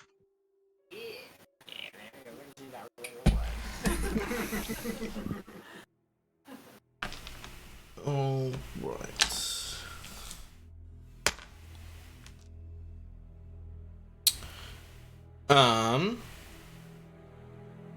You guys are going to make it there unobserved. Nice. Cut through the town stealthily. As you guys approach the keep, you see that your party of 5 are the last group through the gate before it is closed and barred. After you all are in there, you can hear cultists, kobolds, and kobolds assembling outside, kind of ringing the keep to keep you all in there. You look around the keep. Not many other people you helped besides the townsfolk, the original 5. Actually, you would have had a chance to, since you succeeded at the stealth check. Go ahead and give me a D6, because if you succeeded the stealth check, chance you could have gotten some more citizens safe. So Darval, we'll do Darval just because the token that's out. Just roll a flat D6. Okay, so you managed to grab another 4 civilians in the field as you cross. So you guys specifically, there are other townsfolk in the keep, but you guys specifically are responsible for 9 of them. Which means that everyone is going to get another 180 XP. At a level? I believe that is a level in 5e, yes. I believe it is. I will double check because I play too many systems at once. 300 XP is the next level. Oh, nice. Yeah. So you guys don't get your level. Yeah, it's like 2,000 in Pathfinder. Well, Pathfinder's got 3. You can do fast, medium, or slow advancement track, and it's either 1,300, 2,000, or 3,000. I've played a lot of Pathfinder, if you can't tell.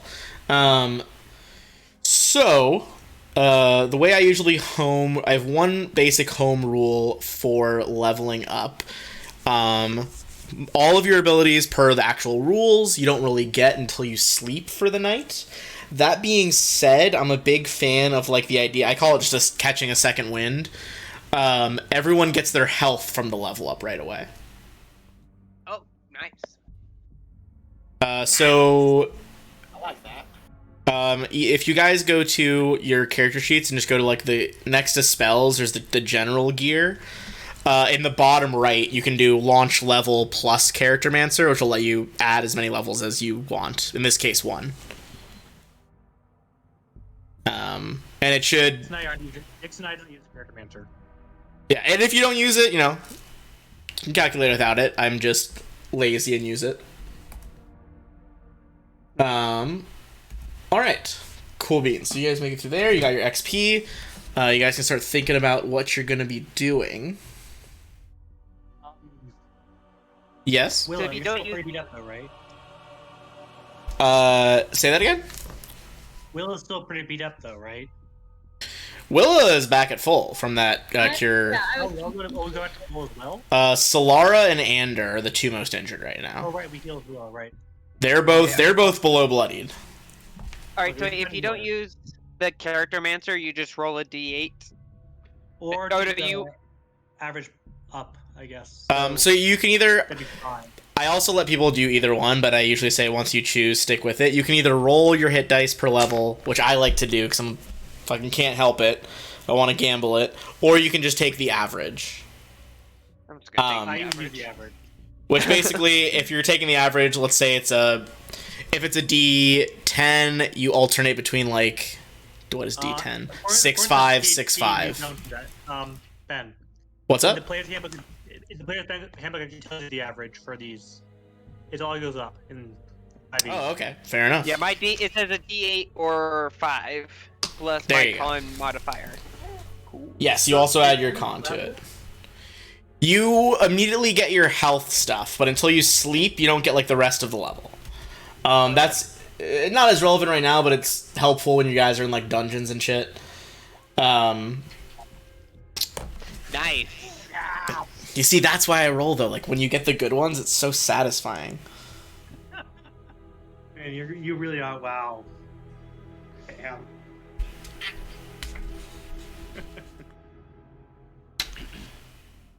I already liked my roll. It was a 5. It was roll a D8 or get a 5. I was like, I'll just take the 5. Yeah, that's very fair. All right, so you guys are inside the keep. What are you guys looking for here? I'm gonna go up to what was the person's name we helped? That was an L, Leon or something. Lynn. Miss Swift. Lily. Yeah, It's Lynn and Swift. Yeah. Lennon. Okay, Lennon. I'm gonna just check in and say, how are you all doing? Do you make it here okay? We're all right. I just the guards are afraid, and the mayor's afraid the dragon's gonna take another pass. But until it does, we're pretty safe behind the walls. Only question is, how long do we have to stay here? That's the question, I suppose. Are there any clerics around who could maybe help us? Some of us are got pretty injured on the way here. Where's the mayor? The mayor, it should be up on the battlements with the rest of the guards. That's where I'll be too soon, I think. They call him, if you're looking for him, it's Governor Nighthill. Human man, is about in his 60s. His full name is Tarbaugh Nighthill, but Governor Nighthill is what he prefers. Okay. I'm gonna go look for him, I think. Yeah, you guys can kind of climb the stairs up to like the central keep. He appears to be in like the tower section on this like final platform. You see this, not old, but getting up there, got gray hair man. Clearly the governor from how many people are paying him attention. That being said, you realize that he's keeping a brave face on it, but the left side of his face is bandaged with a ripped part of his own shirt and is kind of soaked in blood. Okay. He's human, right? He is human, yes. Do I see anyone around who's not human? You would see that nearby seems to be that they are gathering other guards for a defense. You see a smallish dwarf, tangled, bright red hair. Okay. I just wanted to make sure we weren't the only ones with night vision here, with dark vision here, so others can see the dragon. Yeah. Do you guys say, kind of just observe for a minute, or do you say anything or approach? I'm gonna approach him. Go up to him and say, "Hello, sir. I am Darval, Paladin of Torm. Is there anything I can do to help?" He looks you up and down. Good to see you. Paladin is, well, any man of faith is good to see in times like this. I know. It looked like your group got some final people through the door there before it closed. I'm grateful, but We do what we should. of course. Look, the town's in a bit of a precarious position right now, and you all look at least capable of handling some weapons. Got a lot of guards down. And Would you be able and willing to lend yourself to the town's defense? I can't speak for everyone here, but I absolutely would. I am always for hire. Just Before throwing that out. I'm not for hire.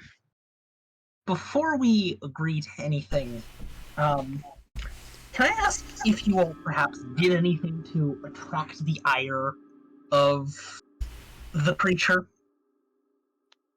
He pauses to consider. Well, first of all, we do have some gold in the coffers. I could pay each of you, we'll say, 15 gold pieces if you could help us ride out this siege. As for what we did to deserve this or have them come in, I've no idea. I'll tell you what you did wrong. You were here when the cultist went psycho. You know, it's wrong place, wrong time. Can I roll insight on him just to make sure he's like, being honest? Look, they clearly are working with some humans down there. I can't get a good ear on them, but It's the Cult of the Dragon. We interrogated one of them. Cult of the Dragon.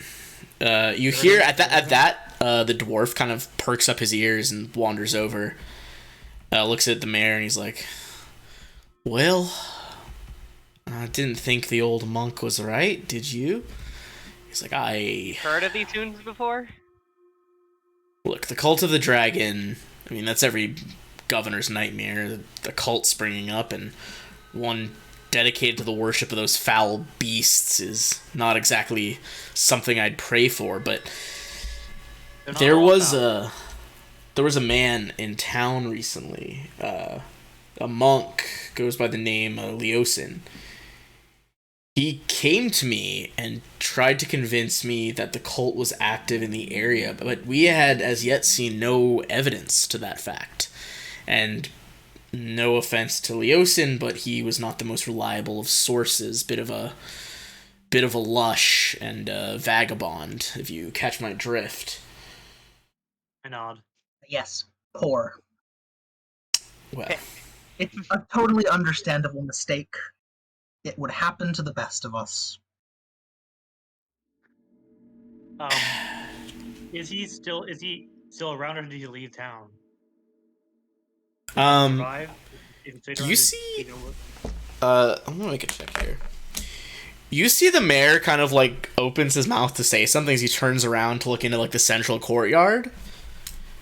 Kind of pauses, does a double take as he looks around, and he's like, Leosin is a half-elf, pretty distinct among my regular townsfolk here. I thought he made it inside the keep, but I don't see him now. Perhaps he didn't make it.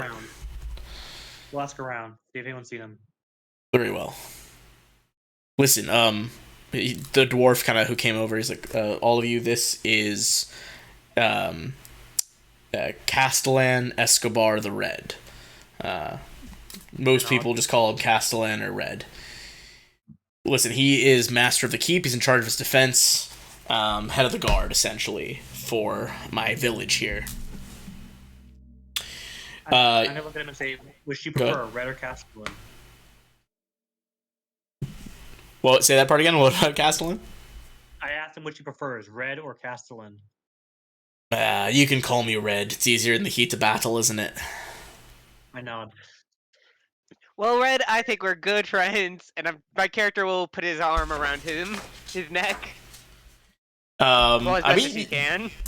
I guess how tall is your character? Who, mine? Yeah. 5'11", I believe. Oh, he's definitely like, you gotta reach down a little bit. He's definitely like, he's like 4 foot maybe. I will totally do that.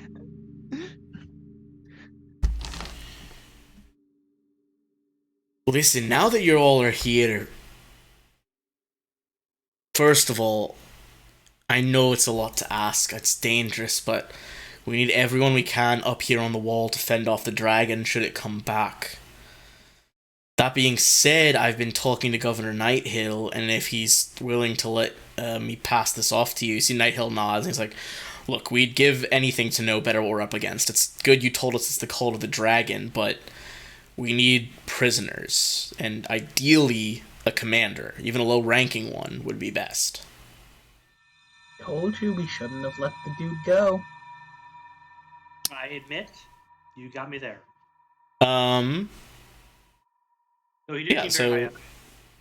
I would say go ahead and make. You guys can make a perception check. The sun has set now, so in terms of light, there is a couple torches along the wall, not all around it, to try to give a bit of shadow for cover if need be. Nice guys. Guys, I see that in the chat. Yeah. Okay. So, who hasn't done one yet? That would be Waka. No, Waka did. Willa. Willa, we're waiting for yeah, Willa. Willa. She's grabbing it right now. No, you're good. You're good. Well, I mean, those ones are not successes. I'll tell you right now. Shocking.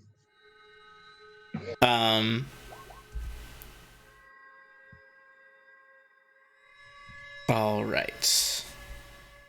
Chat redeeming all kinds of stuff today. Okay. I see. All right. Oh, okay. Willa.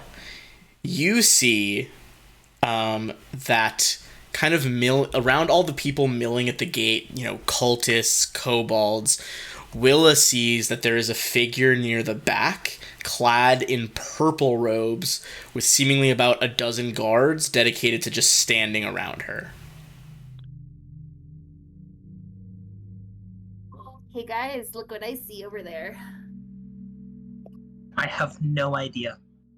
I cannot see anything else. Also, yeah, very fitting that it's very dim light down there. The person with 120-foot dark vision, you're like, there. You pointed out, and Red and the governor kind of just squint. If you say so, it's mighty impressive that you even saw that. Red's like, it's pretty good eyes you've got there. Listen, would you all be willing to try to grab someone like that? I nod. Yeah. Why not? Is there another exit to this keep? Because we were told that there was only one entrance, but I'm not sure I really believe that, and I'm not too keen on charging through all of them to get to this person. Oh yeah, that's There's always a way. You just jump off the wall. Look, I don't know if they would have found it yet, but there's the old sally port along the western wall. Sally ports are usually designed to break sieges, if you need to go out and flank a battering ram or the like. I could let you, he jingles some keys, I let you all in down there if you agree to it. Yeah, it's a great plan. Sure. However, we should probably rest up first. If you all are welcome to catch your breath up here. You kind of as you guys maybe go to different positions to rest. He is gonna grab your forearm, Darval. I see he kind of pulls out a small looking hammer on a chain from his neck, and he's like, I'm something of a man of face myself. I worship Torag. Yep, I nod. I actually, out of curiosity, I don't know who Torag is. Should I roll religion on that? Sure. Oh no, I don't know who that is. Some dwarven deity. Okay, cool. I nod. I still nod. Not because He's not saying anything, but yeah. Look, if we make it through all this, I see he blushes a little, turns a bit red. He's like, maybe we go get a drink at the tavern. It's good to see other people of faith out here, and good to see someone who's good in a fight. Seems to kind of stumble over his words a little bit. I'd be happy to get you a drink, but I should inform you that I am destined for greatness, and I'm trying to leave my mortal bonds behind as much as I can. But A drink would be nice. You see, like, gets really excited as he's like, oh, yes, gotta drink with them. And then he's just like, I don't fully know what you're driving at, but I'll hold you to that. Anyway, when you all are done with your rest, feel free to come find me. I'll unlock the Sally port and we'll see what we can wrangle. All right. With that in mind, are you guys trying to take a short rest? At least a short rest, maybe a long rest if we can, but not sure if we have time for that. I think probably short rest is better. You could try either. It's up to you guys. You're not quite sure, you know. It's hard to gauge in a siege which would be better. Well, the thing is, if we get a long rest, we level up, right? Yes. That's helpful. And let's go back to full health. But it is time consuming. I mean, I'll leave that up to... Go ahead. How long is a long rest? Long rest is 8 hours. So, if we took a long rest, could we still go before the sunrise and still have the advantage of dark? Let me see. So you guys would arrive. You guys arrived at town near sunset, which would have been, in this case, probably about 8 or 9 o'clock. Let's say 8 o'clock. At this point, it's been about maybe half an hour. It's 8:30. So... Yeah, I mean, you could wake up before the sun comes up. You basically would be getting up at around 4, I believe. Okay. Then another question is the one that we spotted. Yes. Does it look like they're kind of like semi-permanent there, or are they just walking around? Like, do we think we have time to? I would say with a 16 and considering Willa's good dark vision there, I'd say you would be able to tell that this figure looks pretty likely to stick around. They seem to be directing operations. Then I vote for a long rest. I get those spells, get extra heal up a little bit. Same. Okay. And take off at a little before dawn and try to still get the prize, jump on them in the dark. All right, so we're going for a long rest here. Give me one moment. One sec as well. Go for it. Where was I looking? There we go. All right. So, you guys crash in the keep over here. Presumably go down to the courtyard, as it is a lot safer. Yeah. You guys start sleeping pretty good. However, around midnight, you are awakened with like the clang, clang, clang, clang of an alarm bell sounding. So you have not completed your rest yet. So you haven't quite leveled up yet. Effectively, you would have gotten a short rest back. So if you guys want to use your dice for a short rest, you could. I'm fine, but Yes. Well, I'm fine. What do you mean use my? So dice? basically, for short rests in 5e, if you look at your character sheet, let me pop one of them open so I can visually see it. In the middle column below the temporary hit points, there's like a hit dice section. You all have, at the moment, a number of hit dice equal to your level. So effectively, you have 2 hit dice right now. During a short rest, you can choose to spend one of those, and you roll that dice. So for Ander, it's a D8 plus his con, and you recover that health during like an hour-long rest. And during those short rests, you can choose to use however many hit dice you want. Can't use more than you have, obviously. The downside is each night you only get back half your level of hit dice. So like a couple days, like prolonged days of adventuring, you're not going to get like, if you're level 8, you're not getting all 8 hit dice back every day. You're getting 4 every day. Okay. And do we get the new one from our level yet, or do we wait for the long rest? Yeah, I would roll that into you guys getting that second wind. So you can choose to use 1 or 2 dice here, basically. And I it should think be when I leveled up my guy, he auto healed, and so I don't know how much damage I had. you were down by only 2.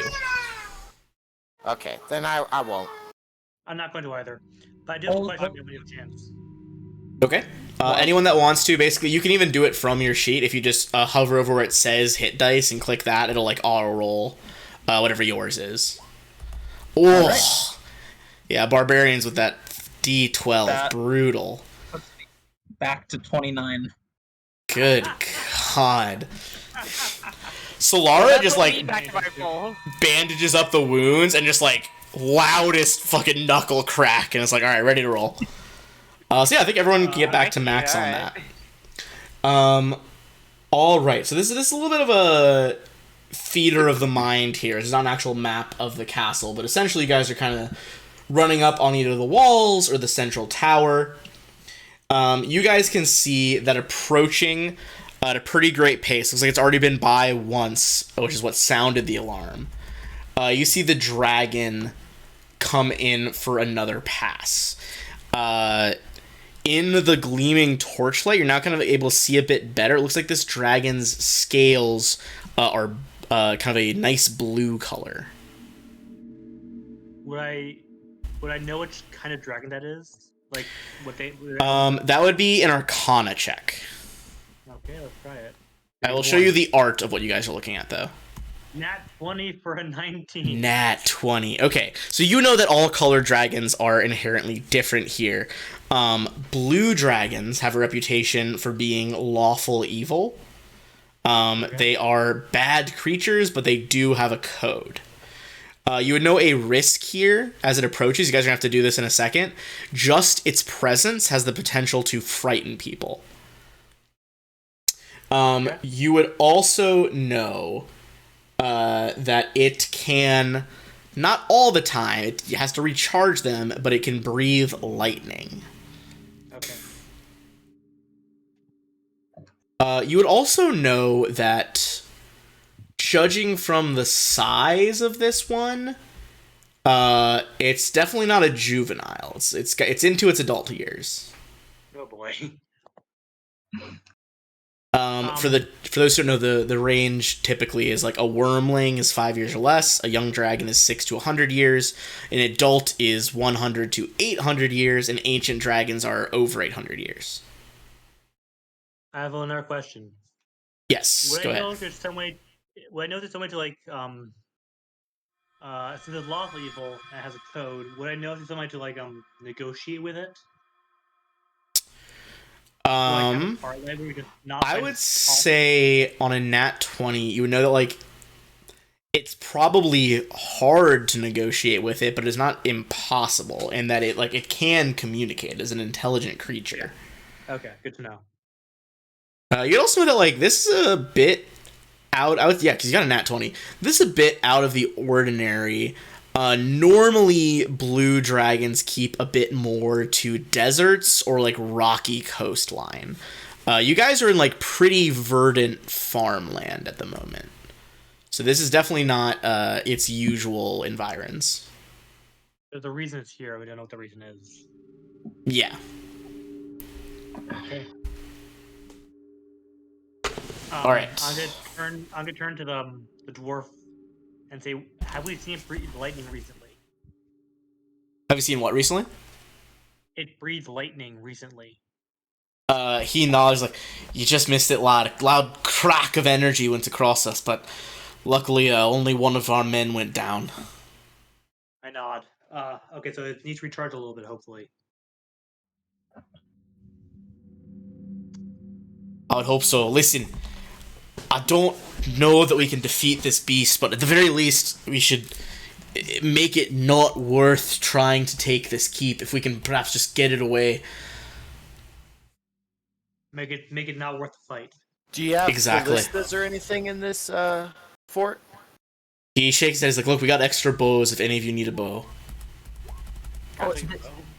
This just to suggest something.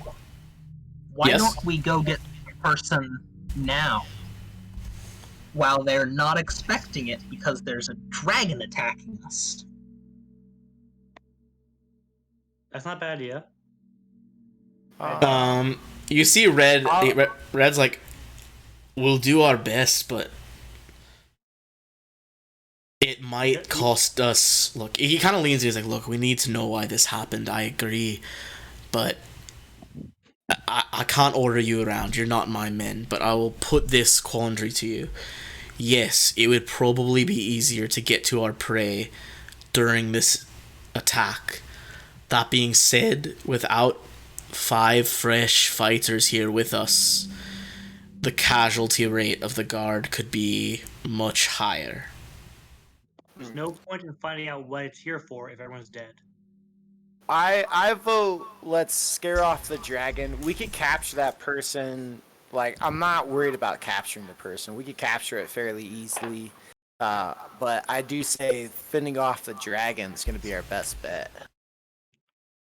Okay.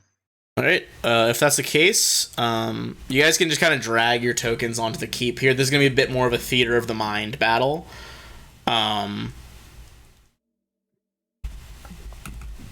And then just, click your tokens, do initiative. I'm going to bring in just one of the guard tokens. So I can get, basically the guard's initiative is going to be, like, red and the rest of the defenders.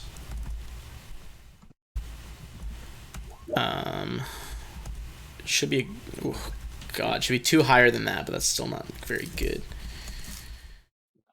All right. Let's get into it. Luckily, you guys are able to kind of rally pretty quickly. It looks like this dragon is still wheeling around on its attack. Waka should go before because it's a higher initiative bonus, right? What is Waka's bonus? 3.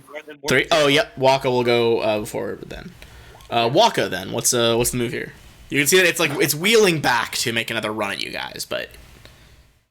So I can theoretically shoot it with my short bow? Let me see how far I can say. Yeah, it's still within short bow distance. Okay, yeah, I'll just do that.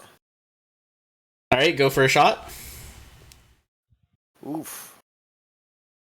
It's dark, guys. Okay, I just woke up. Give me a break. For sure. Your shot kind of goes wide into the dark. This is a ranging shot, you know what I mean? Like, ranging shot. Yeah. That was your tracer ammo for sure. Yeah. A glowing arrow just goes. Now it is Darval. I have the bow I was given. I have propped up behind me, so I'm not using it yet. I'm gonna chuck a javelin at it. It would be a disadvantage because it is farther than what is javelin 20? Let me check. Let me check the compendium really quick. If I knew how to spell javelin, that'd be an amazing start. 30 and 20, 31, 20, 30. So it would be a disadvantage. He is outside of 30 feet. How far is he? Currently, consulting. He is about 60 feet away from you guys. Can I ready an action to when he gets closer to chuck the javelin at him? Yeah. So the trigger for your action is basically when he gets within 30 feet. Yeah. All right, that works. Ander. And they're just gonna look at his staff and just go. Alright, is there anywhere I can help? They did offer bows. They do it. There is a rack of bows for the defenders if you want one. Alright, I'm going to... Yeah, I'll run over and pick up a bow. You could also ready an action and try to whack him on the way by. It just might be, you're kind of putting yourself out there if you're getting into a stance to whack this thing. Just no balls, man. No balls. I know that they have bows, but do they happen to have a sling or something like that? Well, I guess, up to you if you think you would have. You could have taken, the kobolds had a bunch of slings. Yeah, I would have taken one. Yeah, I'd say you would have one. Alright, then I'm gonna instead just use that and try my best with that. Okay, that one is also a range of 30 feet, so I imagine you're waiting for the trigger as well. Yes. Alright, that's gonna be the guard. They are going to fire a volley as a group here. Okay. Arc of arrows. A bunch of them fall out of the sky. Hear the dragon. As a couple of them presumably find purchase.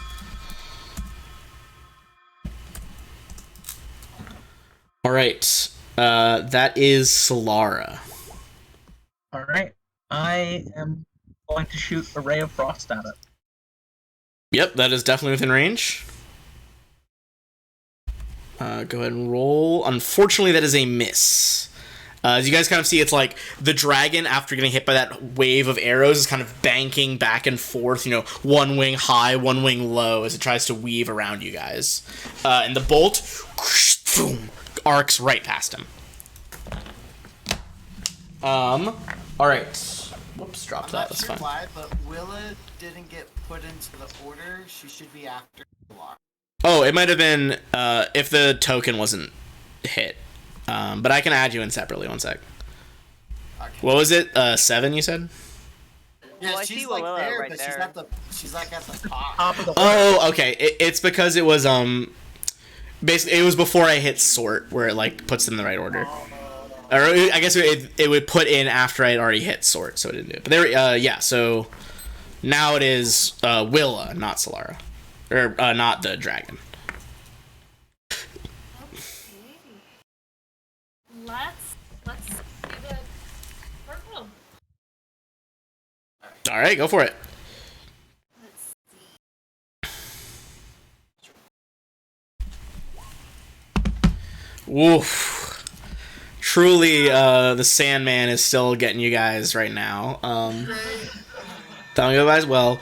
So the dragon after that is gonna whoom, like the breeze almost like batters you guys backwards as this huge sized creature, scales and muscle and sinew flies by.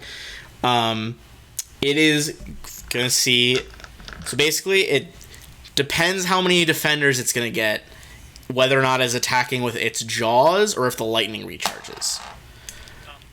Do we need to make a save for against the fear? Yes, I was about to say that after the lightning, but you guys are all going to save now that it is its first turn in combat. So, it does recharge its lightning. You guys hear just with the smell of ozone, the crackle of electricity, and then boom, a thunderclap as the sky and surrounding town are briefly lit, just in stark contrast to the lightning. You see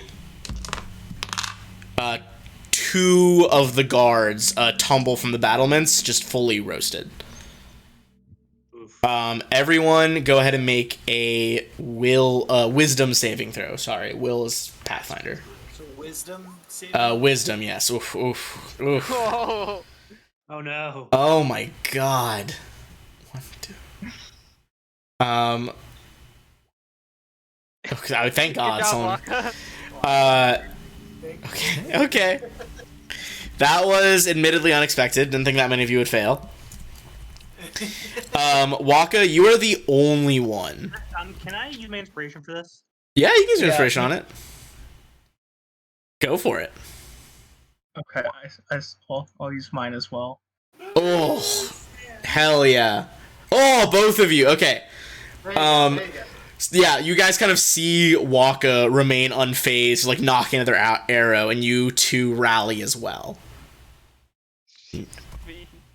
Excellent. Okay, so Waka, Darval, and Solara, you guys are fine.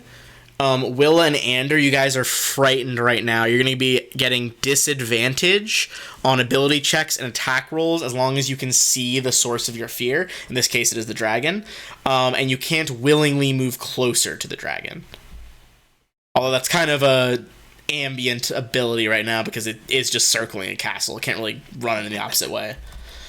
But for all intents, it is giving you a disadvantage on all those. However, that does still have our readied ones kick in, which was is Ander with the sling and Darval with the javelin. 19 will hit. Go ahead and roll damage on that.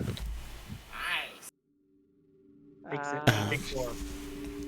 Tragic roll, but kind of right as it's flying over, you just overhand it, and like almost before it even takes any distance, the dragon at full speed just slams into it midair. You hear a again, I guess no one speaks Draconic, but you hear it's like as it like yells something going by.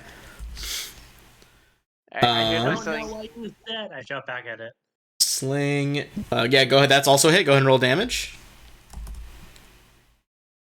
Another 4. All right. Combat continues then. Back to the top. Waka, you see this dragon is coming around from the north side now to circle towards you. Oh, I'm gonna shoot it. Yes. Well, actually, at disadvantage, that will miss. 18 does not do have it. disadvantage. Oh, yes, you got it. Sorry, you were one of the 3 that got it. You absolutely do hit with the 23 then. Go ahead and roll damage on that. You rip through part of the sinew of its wings. That membrane tears a little bit, and it lets out a roar of outrage. Nice. Yes. Darval? I shout good job, and then is it still in range of me? In 30 feet or not? It is not. It did like a flyby without lightning. I'm gonna get my javelin ready to throw it next time it comes by. Hell yeah. You kind of holding the javelin like just behind your right shoulder, ready to throw. Ander? Alright, how close did the dragon come to me? Was it within 10 feet? Wouldn't have been as close as 10 feet. Okay. Alright, then I'm just gonna ready another sling. Okay, it comes closer if it's doing a bite, but it did recharge its breath that time, so it kind of stayed higher to like strafe the castle. Okay. Are you ready? You kind of like like just twirling the sling over your head. This is the guards. You hear Red like shouting orders along the line. All of you, we'll warn them later. Get ready. Fire. Let's see.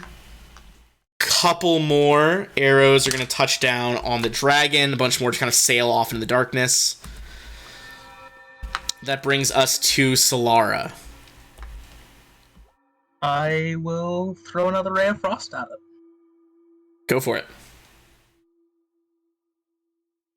Oh, yeah, that'll do it. 3 cold. And it has 10 lower move. Not that I'm sure that will affect it at all, but Its wings kind of ice over a little bit, but you think it's marginally effective. It is a very fast creature. That is Willa. Perfect. Let's attempt a shot. Go for it. And this one is at disadvantage. So lower one is going to be the one you use. Would have hit normally, but unfortunately on disadvantage, that does not do it. As you look at it and your hands begin to shake almost unconsciously with the fear emanating off this beast, and it goes wide. Yeah, it's a little scary. That being said, it's going to swoop across here again. It's going to trigger our sling and javelin actions. Does it get another breath weapon? It does not, which means it only takes out 1 guard. And then readied actions will go off from Ander and Darval. Darval, that is a miss. The sling is a hit, though. Don't I take disadvantage due to fear? Oh, yes, you are disadvantaged. So, yeah, now one. The rock slips out of the sling and just goes sailing off into the sky. That being said, there's been this dragon's been hit enough times. You see it let out an angry roar, and then just begins moving full speed out of town, seemingly heading for the horizon. Raise my javelin to like give a battle cry. Woo! Oh yeah, I'm joining in this war cry of Piss glory. off! Scare the dragon. I'm gonna go back to my room to Red. sleep some more. Okay, you go back to sleep. Red definitely rushes over to anyone who's still up there, and it's just like, we only lost 3 men in that raid. I was expecting far more than that. Look, I know our prey is going to be harder to get, but trust me, the men appreciate it. Now, finish getting some rest. I nod to him and say, Corman, your god, we're watching over us. As I go back to bed, I'll be like patting the soldiers on the fort. Like, good job, guys. Yeah, we showed that dragon who's boss. That thing comes back. We'll hit him again twice as hard. It'll be awesome. Give me a persuasion check. Okay, I'm terrible. Can I assist? Yeah, you can assist. Thing. Yeah, so it'll be at advantage for you as it's rolling. They all just look shell shocked. Like one of them like kind of raises a hand to pat you back, and it's just like lightly touches your shoulder as he's just like 1,000 yards staring at the horizon. They look a little shook up. Yeah. All right. Ooh. Okay. So, give me 1 second here. I'm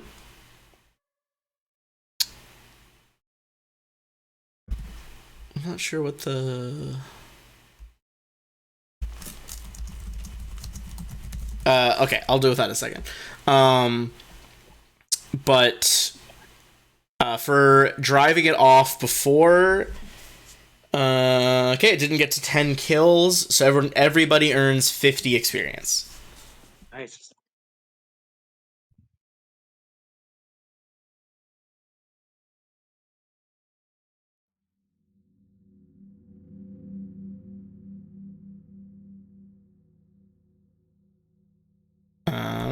All right.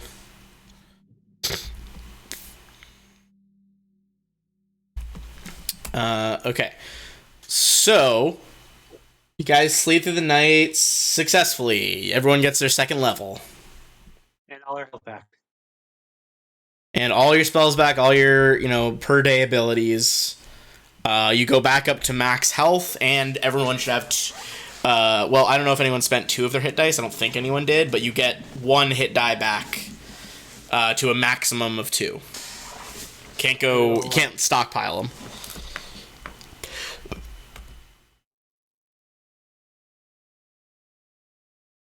I'm going to take the defense fighting style just to get the extra AC. Nice, okay. Getting your extra AC.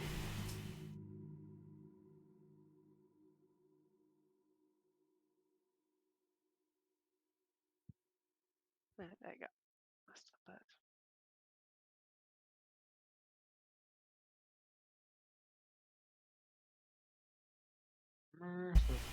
Shut up, does that?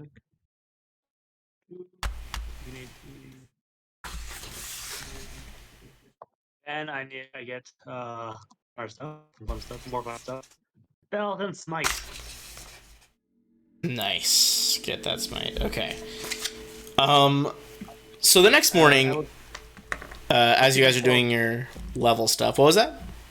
I'll choose my spells in a bit. Okay. As you guys are, getting up for the day, you see that there are still a great deal of like kobolds, these various people in the same cultist robes you saw earlier. In the light of day, you can see a few more figures and creatures moving around. So I'm gonna kind of just bring a few examples to bear.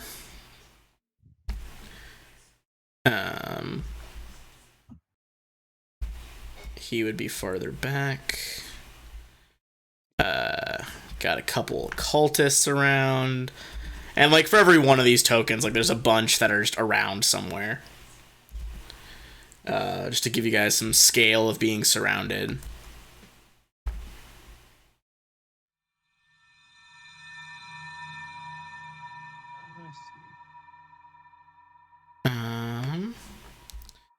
And a couple more would be on the other side. So So there are a few types of things you have not seen before. We're going to start with to the north. You can see some more seemingly humans, but their faces are a bit different. I'm going to make their token bigger because there's no actual art. But they're wearing very stylistic masks. Okay. Just saying, you can roll. It's just like actually probably far away from you to get a look at them. So. Next, you see there are a couple of these creatures prowling around in and amongst the kobolds.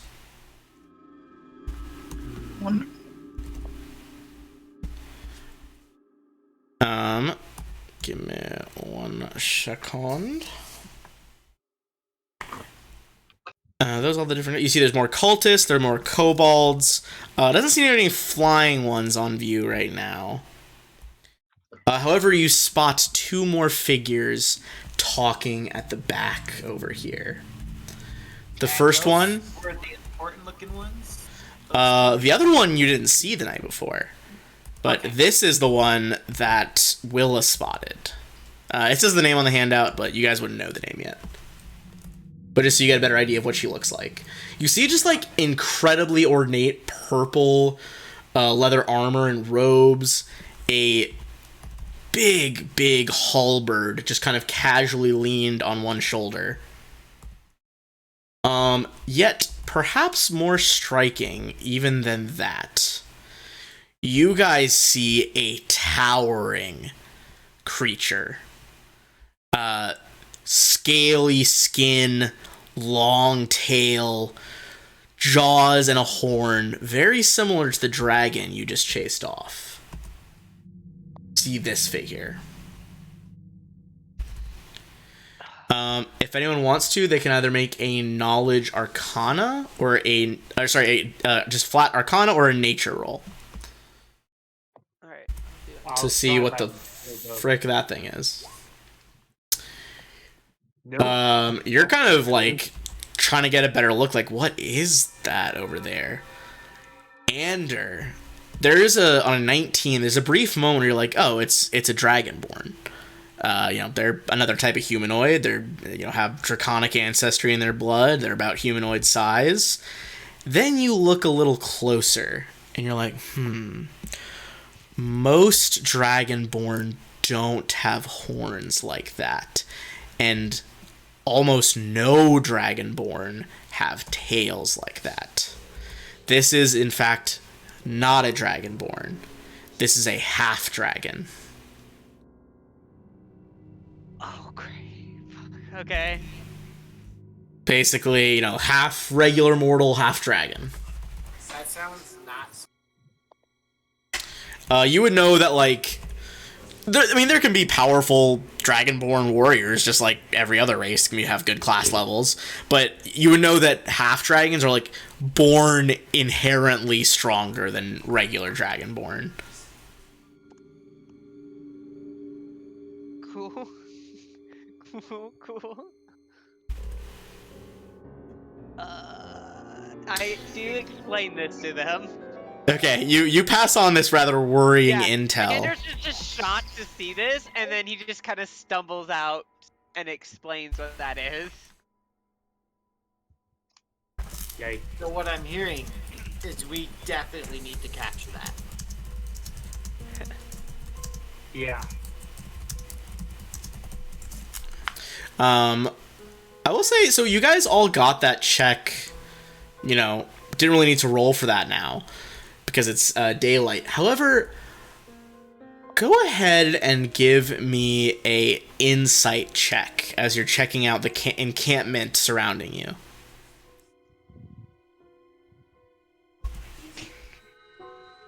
I will say, despite the scale of this map, they're definitely, like, all these people are standing off a couple hundred feet, so they're out of bow range from the keep. Oh, I'm really crap with these checks. Oh my god. Alright, I mean, maybe Willa can clutch it and see what is to be seen here. Unfortunately, this is a very weird mix of an army. Humans, non-humans, medium-sized, small-sized, regular, or not regular, but 4-footed quadrupedal beasts. You don't really get a good read on this army. In the daylight, do we see the monk who was warning about the dragon people? Give me a perception check.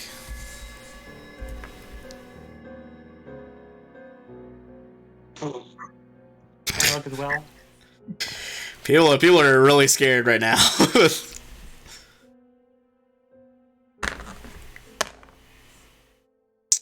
Anyone else want to try?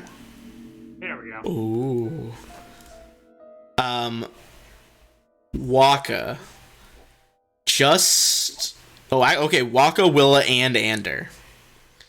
You three are kind of scanning the crowd. Solara and Darval are looking kind of the other way and don't see this.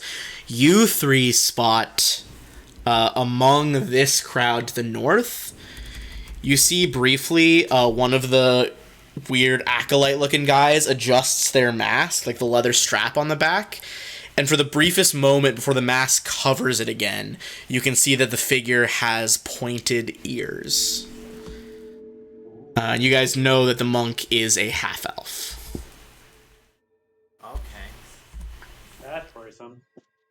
We should maybe investigate that too, but first, we have some half dragons to slay or capture, and another person to slay or capture.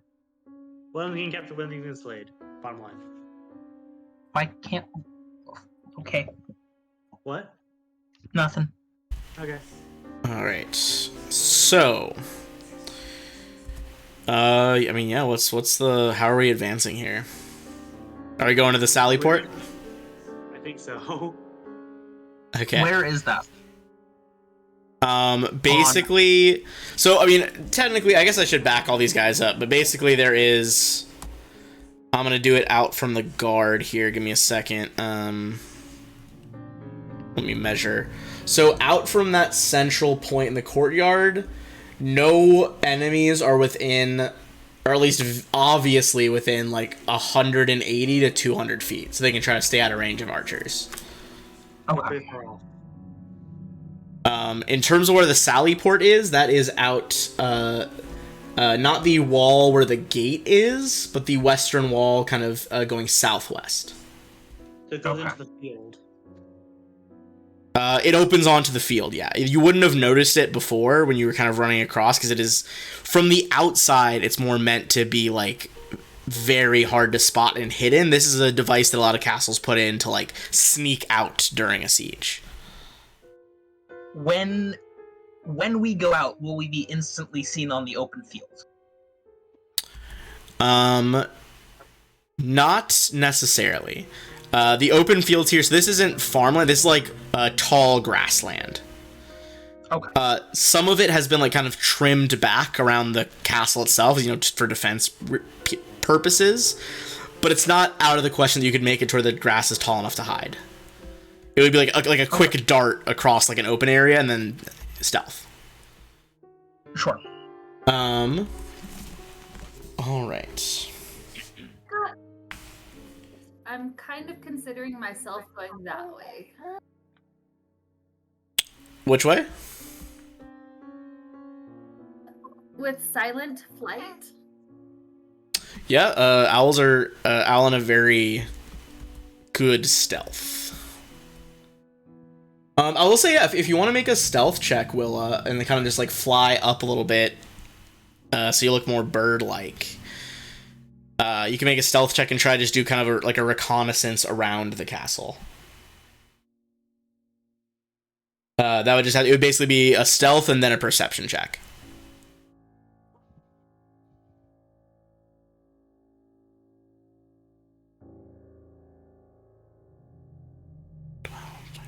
Okay.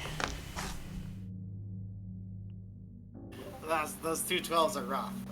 Yeah, that was rough. So 23 perception. You think that a lot of people don't really care. They think it's kind of just like a big crow in the sky. The two at the back, that does not beat their passive perception. They both kind of like look up. You see like the big half dragon elbow the woman. She's like, I see it. And they don't do anything, but they're like tracking your movement. That being said, with the 23 while you're circling, that is enough. Let me double check. Yep. You can see that the Sally port, it's not guarded, but it looks like some enemies are walking that way kind of excitedly. I would say you could also, since you spotted them, you can make an insight check as well.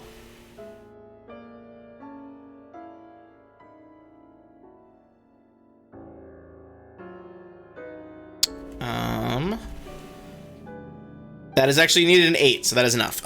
You think, Willa, that you guys aren't rumbled yet with this whole Sallyport thing. You think that that group that's getting closer, they haven't told anyone yet. They're trying to like make sure they have a way into the castle and then go back and report it. But you would think like time is limited. Like if you waited too long, they would go report this. So we should go now. Oh, can we ambush those guys? Do we have enough time to like ambush them as they approach the gate?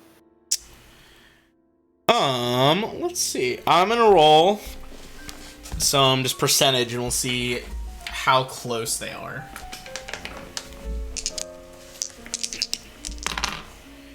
Okay, you think you have enough time that you could get down to the gate and like hide in that entryway.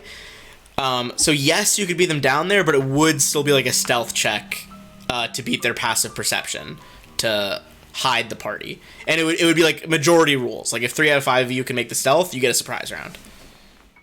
Neat. Let's do it. The Sallyport, is it like a door or is it like a full gate that we have to like lift up? It is like a heavy wooden door. So like thick oak banded with like iron. So nothing you need to like, you could just open it like a door. Okay.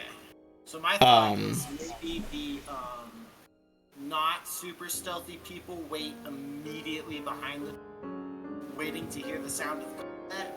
And the stealthier people kind of hide out and feel and wait for them to approach the door.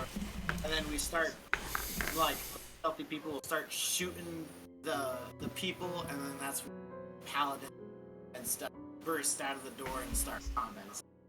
Is that possible? Seems like a good strategy to me. Yeah, I think that could work. Nice. Okay, give me a second. I'm gonna try to find our best.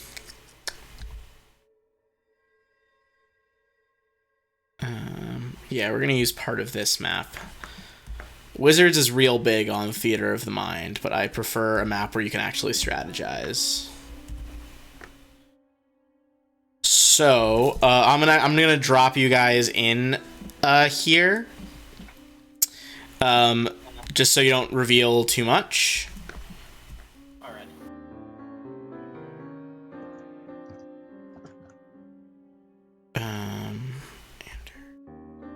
Waka, Willa. So this, like, the width of this room, that is like the width of the castle wall. So you got a door behind you. The actual Sallyport door is the one in front of you to the left. That is the one that's like locked. Okay. Let's see who. So who all went to go outside? I'm definitely sitting back. I'm clanky. Okay. I think Willa and Walker are down. I am not the stealthiest of individuals. I kind of expected you two to kind of stay behind the door. I can go, but I don't know. I don't think it's a good idea for me to go. All good. All good. All right, I'm gonna remove the lighting block behind you guys. So technically, this is one of my many city maps, but we'll just imagine that the room to your right, that's more of a like open courtyard area. Okay. So if people want to hide, like if they could hide like within the courtyard itself, essentially. Let's do that. Okay. Oh, like right back here. Take the other side then. Okay. Okay. So wait, are the people coming through this direction, or I thought they were... Left, the west side of this map is out of the castle. So they're coming from the west. Okay. Oh, are we gonna ambush them here or outside? What do you? So you guys know that there is not any tall grass immediately outside the door. It's a little bit farther back. Okay. So are these like crates that I can find kind of be like hiding that we can hide in? Yeah, I'd say you can try to hide in one. Okay. Cool. I know we're kind of running up on our normal planned end time here, but I think we can at least set this all up and see what's gonna be shaken out for next session. Yeah. Okay, so Waka and Will, you guys are like in a crate right now. Yeah. Okay. You guys are in the courtyard out there. Since you're hiding, are you like leaving this unlocked then? I guess I thought we were gonna ambush outside, but then we run the risk of them just finding the door open and back. Hmm. What do you guys think?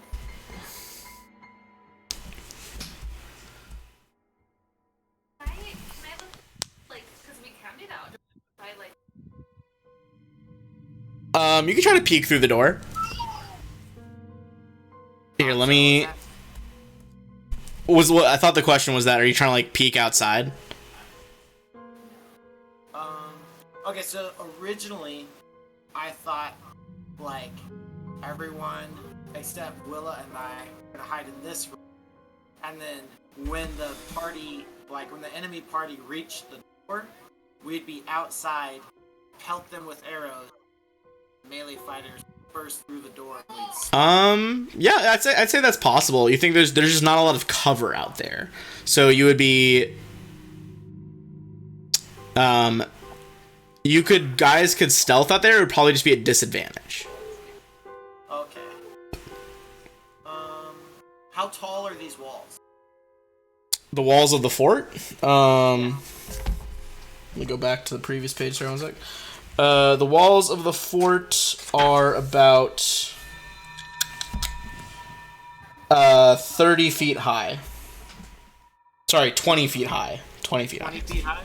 Yeah. I think I would rather be up high outside.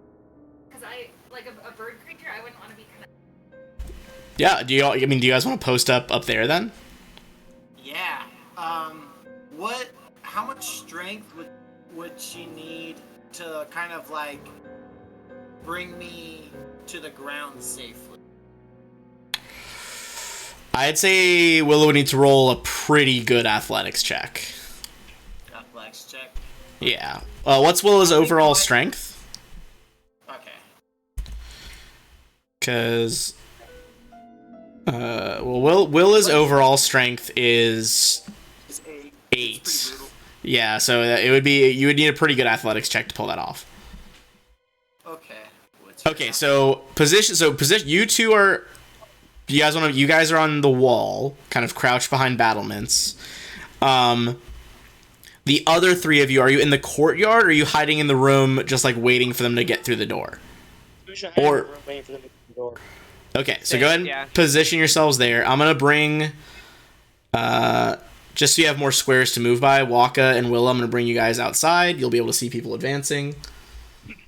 Perfect. Laura and Andrew, you want to get up here with me or not? Sure. Okay, so if you three are in there, you all would basically be making stealth checks with advantage because they literally can't see you. You're just trying not to be noisy. Darval, that would cancel out, so you're just rolling flat, basically, because you have heavy armor. Okay. So 10, yeah. We'll see what Ander and our lovely barbarian get. That's great. I'm in front of you. That's why. Okay, so you three are kind of clumping around in there. Will and Waka, you guys make stealth as well up on the walls. Okay. You guys kind of the opposite. Or no, you guys are at. Well, I guess yes. Solara gets a 20 because you don't have heavy armor, do you? Because you guys had advantage since you're inside. So Solara is pretty well hidden. Darval and Ander, not so much.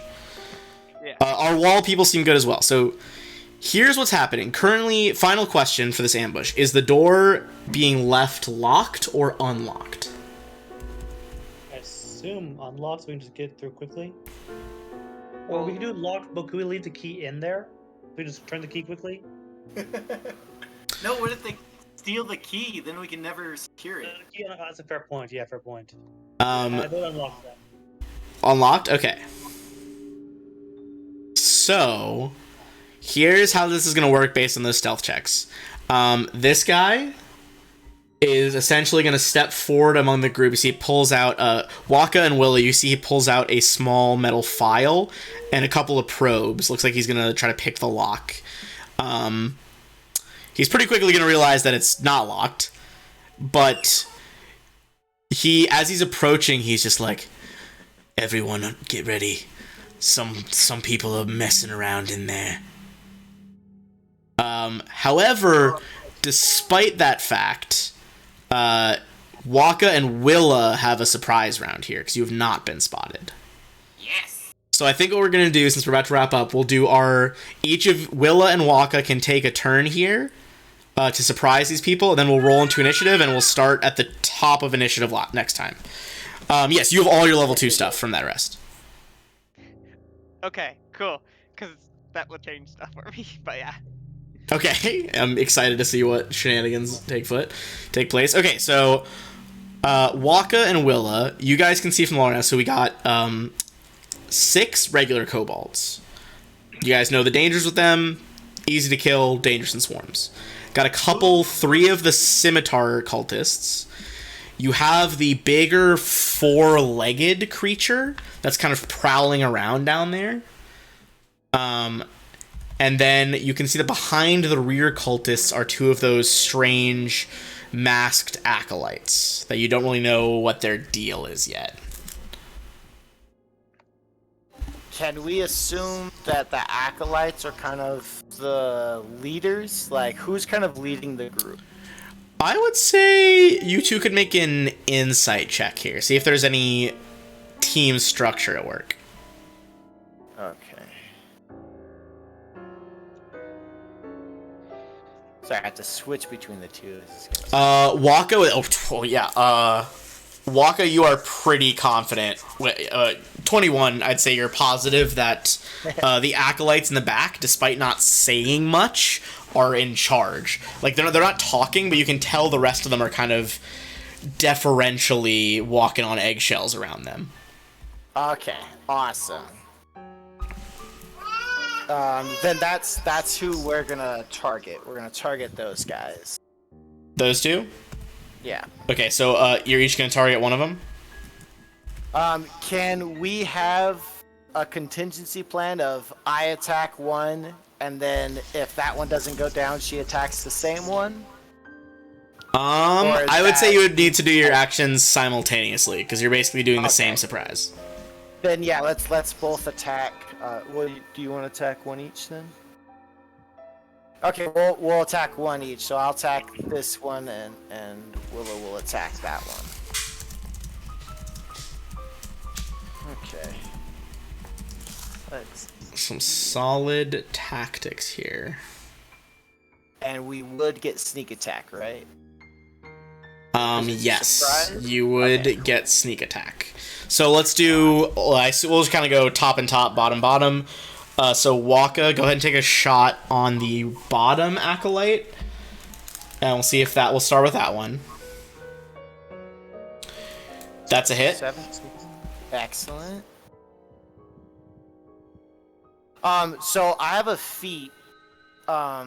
It's called Piercer, and it allows me to re-roll a damage dice once per turn, and I have to take that one, and I don't like that one. Okay, yeah, you want to reroll the 6 on the actual bow damage? Yeah.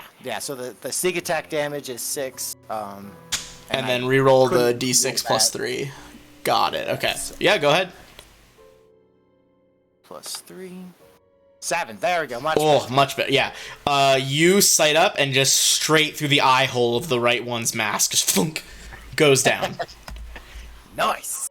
Right. Willa, that is you. Yeah, let's work on the other one. All right. So Willa is going to short bow. Sneak attack is up. 18 should. That indeed will hit. also be a hit. And 9 damage. Oh, you also rolled a 1. I'm sorry. She That's does not so- have a cool feat. She's an ally. You see the back one goes past bloodied, so past half, all the way down to death's door. He is barely alive.